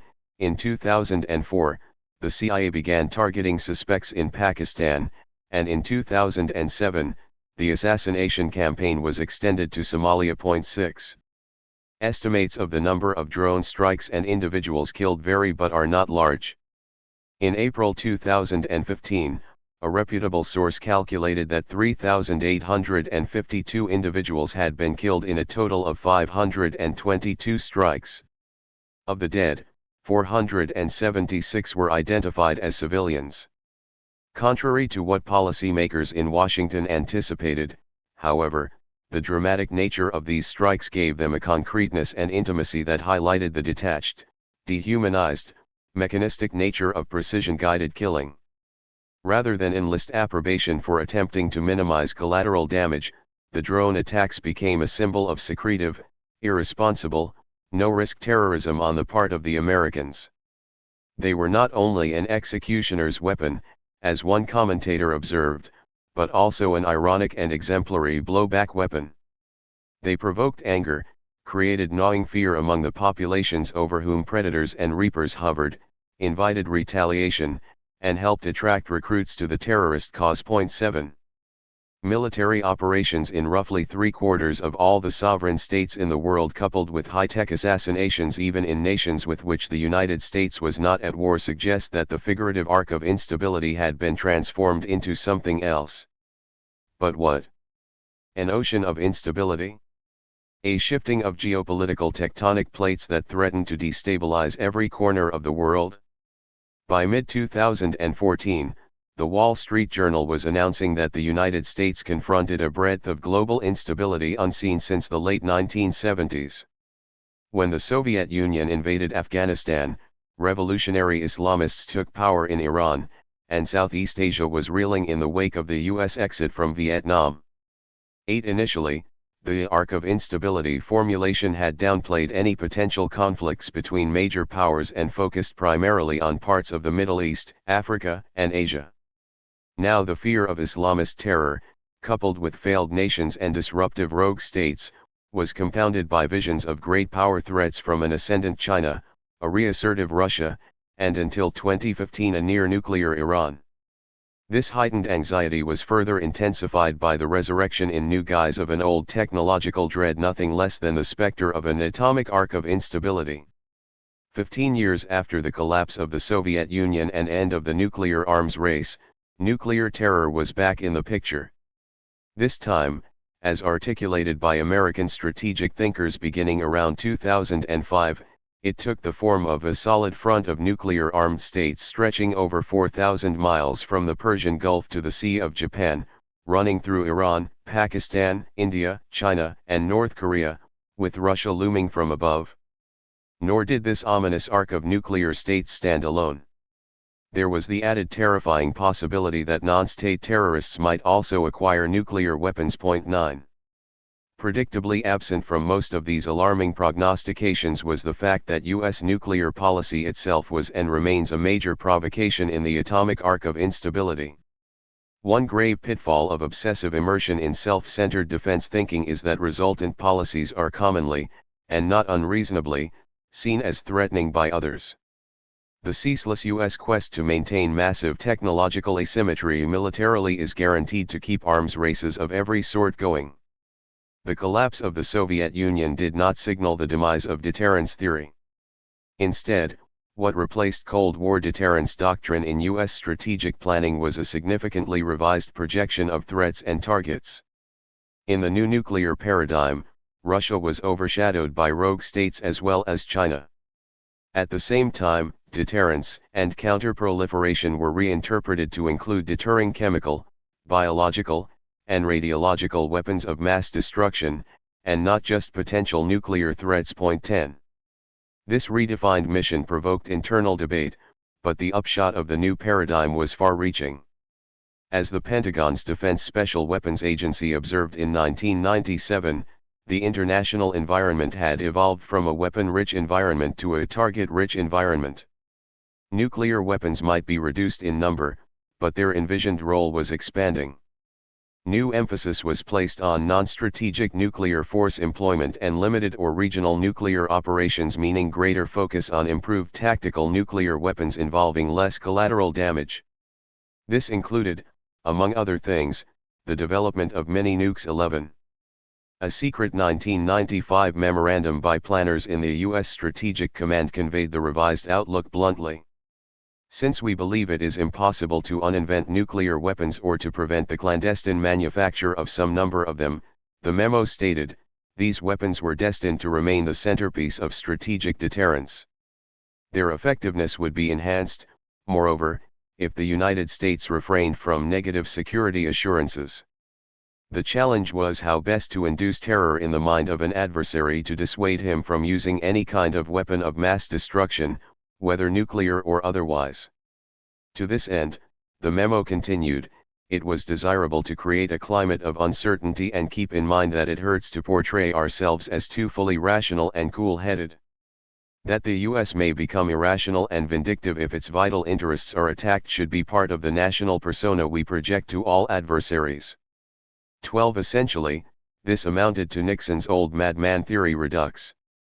As usual, little consideration was given to the possibility that members of the burgeoning nuclear club might be persuaded to think and act similarly. Maintaining nuclear deterrence and expanding its strategic applicability did not require maintaining stockpiles at Cold War levels. On the contrary, beginning in 1989, 2 years before the dissolution of the Soviet Union and its replacement by Russia, its diminished successor, the erstwhile superpower adversaries agreed to initiate drastic cuts in the strategic triad of long-range intercontinental ballistic missiles, submarine-launched ballistic missiles, and strategic bombers. The United States ceased production of new nuclear weapons in 1990, and in October 1992 the first President Bush signed into law a unilateral declaration to forego full-scale weapons testing. 13. Estimates of the US and Soviet/Russian nuclear stockpiles vary, but the ballpark figures are clear enough. According to one detailed data set, in 1991, when the Soviet Union dissolved, the US nuclear stockpile stood at around 20,400 warheads and the Soviet stockpile around 34,600. In the critical triad of strategic warheads, the numbers were 9,300 for the United States and 9,202 for the Soviet Union, which maintained over 23,000 non-strategic warheads developed with the possibility of future conflict in Europe in mind. By 2001, the U.S. strategic arsenal had been reduced to 6,196 warheads and Russian strategic warheads to 5,263.14. September 11 and its chaotic aftermath brought to a head the tension between genuinely thoroughgoing nuclear disarmament and repurposing the nuclear deterrent for possible localized conflicts. On the one hand, the shock of the terrorist attacks convinced advocates of a flexible nuclear mission that it was now all the more urgent to retool the arsenal for potential use against multiple prospective threats. At the same time, however, and in a contrary direction, the specter of nuclear weapons falling into the hands of non-state terrorists eventually persuaded many strategists to reverse course and argue that deterrence theory had become not merely irrelevant but dangerous. The urgent challenge, in this latter view, was to eliminate such deadly weapons entirely before they fell into the hands of suicidal adversaries who did not play by the old rules of the game. George W. Bush's administration, which took office in January 2001, continued the process of incrementally reducing nuclear stockpiles in tandem with Russia. At the same time, it embraced the full-spectrum dominance doctrine that became the Defense Department's conceptual template in the mid-1990s. That this spectrum incorporated the new nuclear paradigm percolating in Pentagon circles became clear in guidelines like the Nuclear Posture Review submitted to Congress at the end of 2001. This review dismissed relying on an offensive nuclear force as the nation's sole deterrent strategy as inappropriate for deterring the potential adversaries we will face in the 21st century. While Russia and, even more threatening, China were still targeted, the list of potential adversaries identified by name where the use of nuclear weapons was now considered possible included Iraq, North Korea, Iran, Syria, and Libya. Beyond this, other well-recognized current dangers that might entail nuclear deterrence or possible use included interstate conflict in the Middle East, or in divided Korea, or involving the status of Taiwan. 15. To meet this diverse set of potential adversaries and unexpected threats required not a capacity for massive retaliation, but rather a flexible new mix of nuclear, non-nuclear, and defensive capabilities. In planning documents, this mix was identified as a global strike capability involving threatened preemptive attacks on very high-value targets that will only be exposed for brief periods. Such a global strike mix would primarily rely upon long-range, high-speed, kinetic and non-kinetic effects, unmanned systems, cyber systems, and or small numbers of special operations forces employed over extended distances. 16. The option of responding to perceived threats preemptively was not new. This had been implicit from early on in first strike nuclear theorizing. Mixing the nuclear deterrent with conventional weapons, and possibly responding with both to localized and non-nuclear threats, also had advocates from an early date but was nonetheless a significant departure insofar as high-level planning was concerned. It turned nuclear warheads into potential warfighting weapons and so directed attention to production of low-yield warheads that theoretically could be used in tactical operations. It also placed a premium on creating, as the Nuclear Posture Review put it, a revitalized nuclear weapons complex that would be able, if directed, to design, develop, manufacture, and certify new warheads in response to new national requirements. Various conclusions followed from this. A new generation of warhead designers needed to be cultivated. It was desirable to retain a substantial inactive stockpile of nuclear weapons, of yet undetermined size. And it was necessary to maintain readiness to resume underground nuclear testing if required. Along with other military plans and pronouncements, The Nuclear Posture Review also made it clear that the Bush administration was committed to two additional controversial policies. One was enhancement of defense against nuclear missiles, which all nuclear nations, including the United States, have always regarded as a threat to their own defense. The other was reluctance to engage in arms control agreements. Point 17. This post-9/11 nuclear assertiveness did not go unchallenged, including from unexpected quarters. In January 2007, 4 former members of the nuclear priesthood, Henry Kissinger, William Perry, George Shultz, and Sam Nunn, jointly published an essay titled "A World Free of Nuclear Weapons" in the Wall Street Journal. This turned out to be prelude to 4 additional joint essays between 2008 and 2013. The accelerating proliferation of weapons, know-how, and material had brought the world to a nuclear tipping point, the 4 men argued, and there was now a very real possibility that the deadliest weapons ever invented could fall into dangerous hands. 18 In December 2008, more than 100 world leaders followed up by launching a well-publicized international Global Zero campaign in Paris, aimed at phasing out all nuclear warheads by 2030. President Obama endorsed the Global Zero ideal upon taking office in 2009, and he even earned a Nobel Peace Prize for his rhetoric on nuclear and other global issues. It did not take long, however, for his administration to make clear that complete nuclear disarmament was unattainable. The Nuclear Posture Review of April 2010 departed from the previous administration in affirming there would be no nuclear testing and no development of new weapons. That same year, Washington and Moscow concluded a so-called New START treaty agreeing to further reductions in strategic warheads. The treaty did not contain limits on non-strategic weapons or non-deployed warheads, however, nor did it affect maintenance of the strategic triad.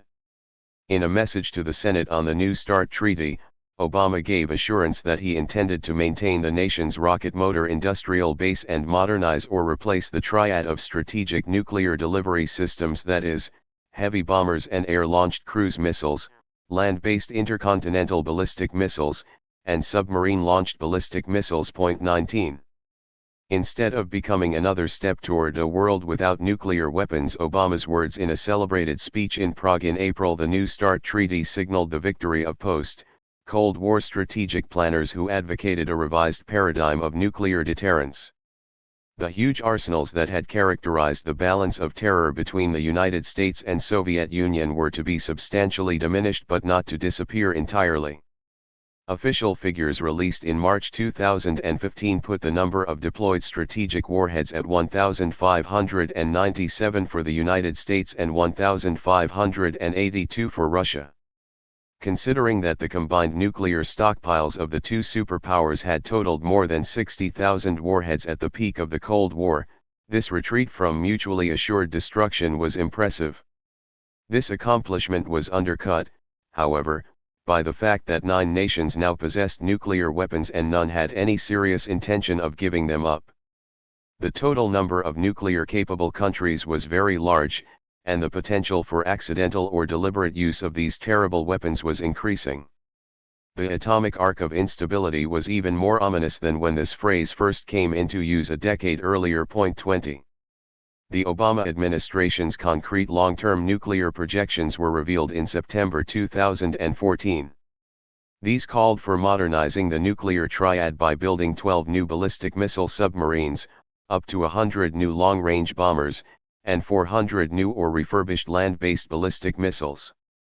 The forecast even had a phenomenal projected price tag, $355 billion over the next decade, and upwards of $1 trillion over the next 30 years.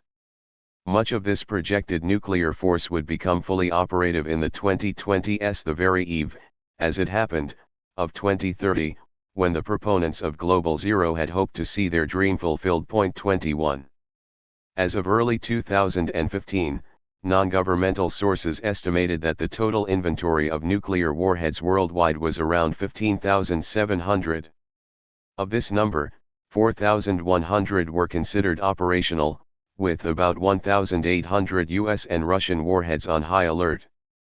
Each of the two nations maintained a reserve of several thousand non-deployed warheads, and each had substantial inventories of retired warheads scheduled for dismantlement.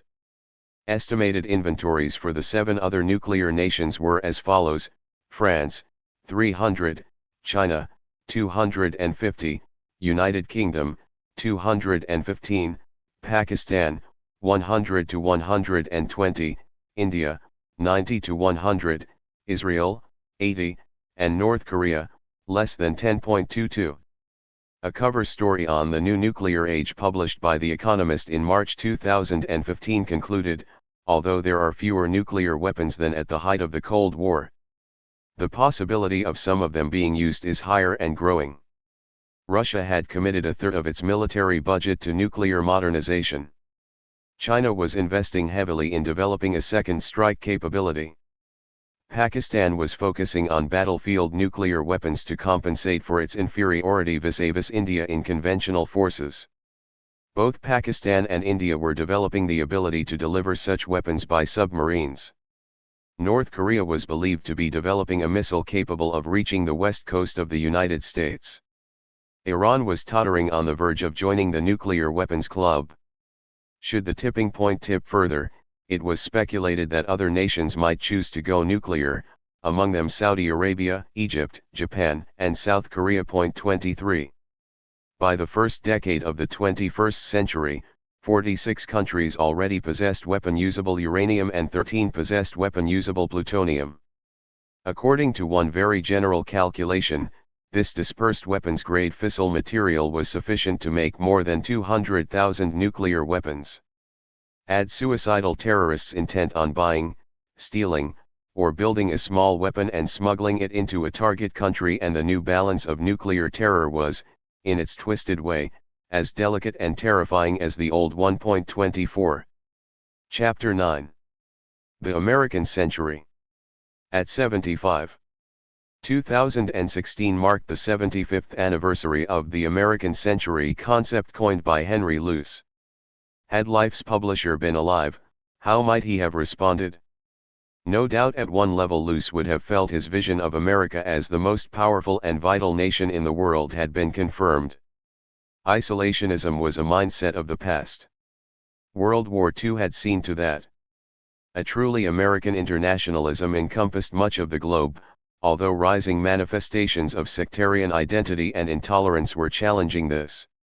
Democratic principles, freedom under law, equality of opportunity values he extolled as the essence of the Declaration of Independence, Constitution, and Bill of Rights now had worldwide currency. This was often just rhetoric, but just as often held a place in people's minds and hearts. This had not been the case in 1941, when the most terrible war in modern history was about to engulf the globe. The spectacle of flourishing consumer societies worldwide would have pleased him greatly. So would have the demise of the Soviet Union. The rise of China, his birthplace and home into his mid-teens, surely would have tormented him, a great culture and long-suffering people at last becoming strong and prosperous, but still under the thumb of atheistic and authoritarian communists. The American Century essay reflected a missionary zeal that was literal in Luce's case, son as he was of a Presbyterian family whose life was devoted to spreading the word to the heathen. Transfigured into patriotism, this zeal amounted to what we today call the gospel of American exceptionalism. In this gospel, Americans surpass all others in virtue and practice, but this can be, and should be, shared. The message was and remains idealistic, generous, moralistic, paternalistic, patronizing, riddled with double standards and hypocrisy, and notably lacking in self-reflection or self-criticism. In that regard, the Henry Luce of 1941 would have found the righteous certainty and missionary rhetoric of his country 75 years later familiar and probably comforting. The Cold War and subsequent war on terror heightened such nationalistic oratory, but its roots are deep. No one writing in 1941, however, could have anticipated the exponential acceleration of change that took place after World War II. And no one who died in 1967, as Luce did, could have imagined how America would emerge from the Vietnam War so tarnished and humiliated, or how the digital revolution would transform the world, extending to military affairs, or how the historical precedent of clashes between nations would be followed by an epoch of non-state and irregular violence and terror that succeeded in making fear itself a bedrock feature of both America and the American century.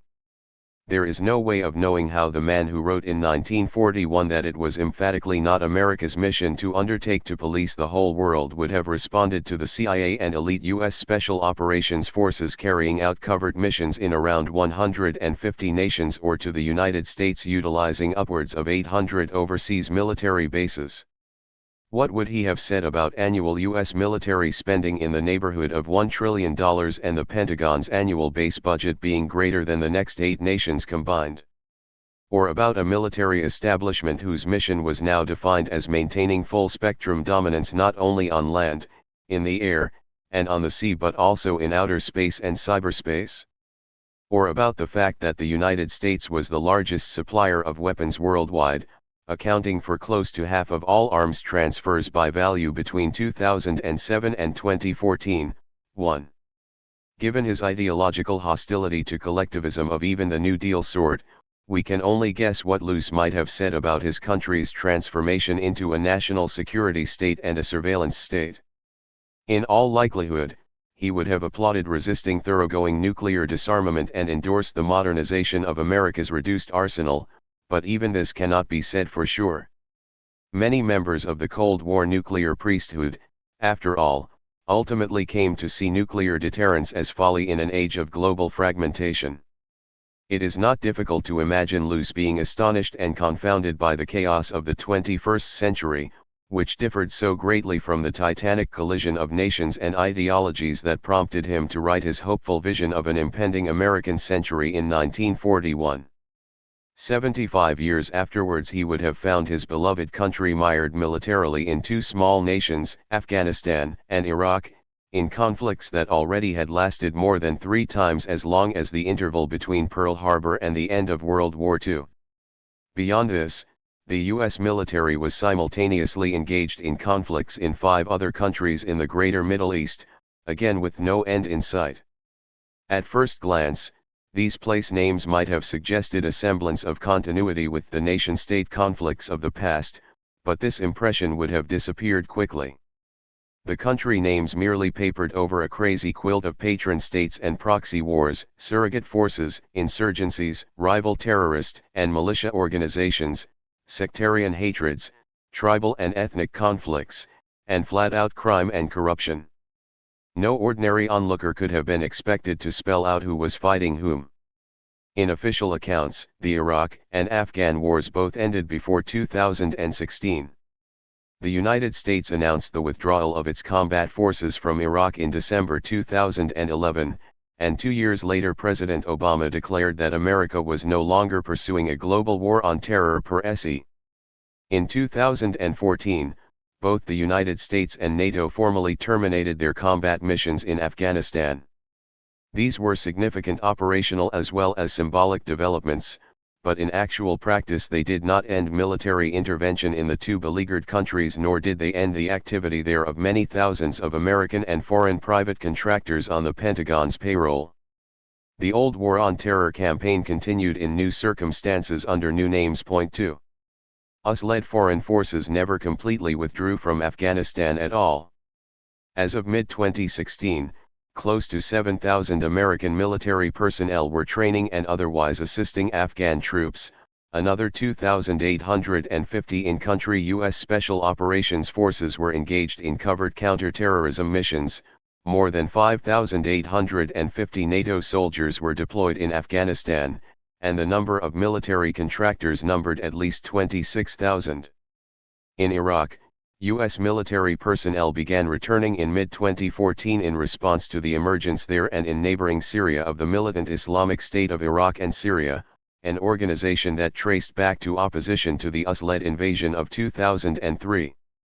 ISIS had routed US-trained Iraqi government forces from key cities beginning early in 2014 and in June audaciously declared itself a caliphate.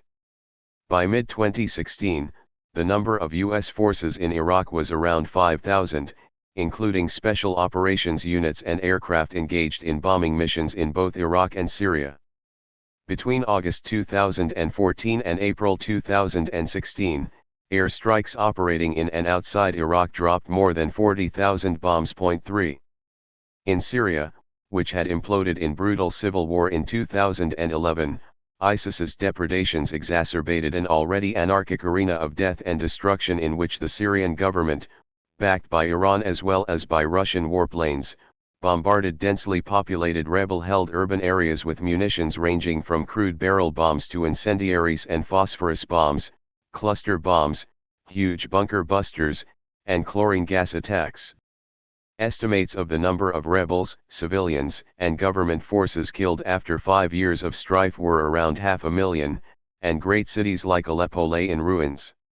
In a nation whose pre-war population was around 22 to 23 million, at least 6.6 million were internally displaced and some 4.9 million had fled and become refugees.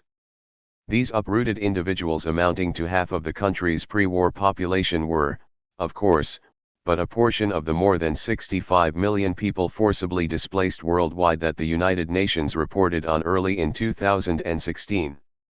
Imagining what Henry Luce might have thought 75 years after his famous essay appeared is a game, of course, but one that can help sharpen past and present in intimate, provocative ways. By 2016, America's militaristic response to 9/11 was 15 years old and had undergone various name changes from GWOT to Overseas Contingency Operations to the Long War and even the Forever War. Persuasive cumulative data was on hand as never before, and it is hard to imagine Luce not finding much of this startling and disturbing. The tragic number of displaced persons worldwide, surpassed only by World War II and its immediate aftermath, the extremely high incidence of long-term mental and emotional disorders among veterans of America's post-war wars, including even the supposedly low-casualty Gulf War of 1991, the political harm done to democracy by creating a gargantuan national security state devoted to perpetuating a state of semi-war, the huge fiscal costs that had been incurred for decades to come by a hubristic and disproportionate response to a single day of terror. At the same time, however, Luce also surely would have pointed out that much of the violence tearing the greater Middle East apart had indigenous roots. No one could seriously deny this, but neither could any serious observer deny that Washington's reckless responses to September 11 were a major trigger of this destabilization and disintegration. The irony of the situation was that much of the official rhetoric that accompanied the launching of the disastrous war on terror had sounded like a crib from his own 1941 articulation of America's mission and manifest destiny. Where London was concerned, in 2016 Luce would have had access to that year's publication of the 13-volume Shilkut Report, conveying the results of a 7-year-long inquiry into British involvement in the invasion and occupation of Iraq. The report was a devastating indictment of both the government's decision to join the United States in launching preemptive war and the British military's ineptitude in defining and performing its mission. Luce might have asked why no comparable official inquiry empowered to subpoena documents, mobilize testimony, evaluate decision-making, and assess individual and institutional accountability was ever undertaken in the United States. Actually, the sharper question is why such an undertaking is politically impossible in America. Is unaccountability integral to exceptionalism? 4. There is no reason to imagine that, observing all this violence and suffering and all the mayhem and bloodshed after 1945 that preceded it, Luce's faith in America as the world's last, best hope would have been shaken. It is easy to picture him joining the chorus of detached observers who argue that violence has been contained compared to the horrors of World War II and earlier times, and that even the death, pain, and agony we have seen since September 11 actually reflects, on the part of the United States, a praiseworthy technological and psychological turn in the direction of precision, restraint, and concern with avoiding civilian casualties. The mystique of exceptional virtue does not accommodate serious consideration of irresponsibility, provocation, intoxication with brute force, paranoia, hubris, reckless and criminal actions, or even criminal negligence.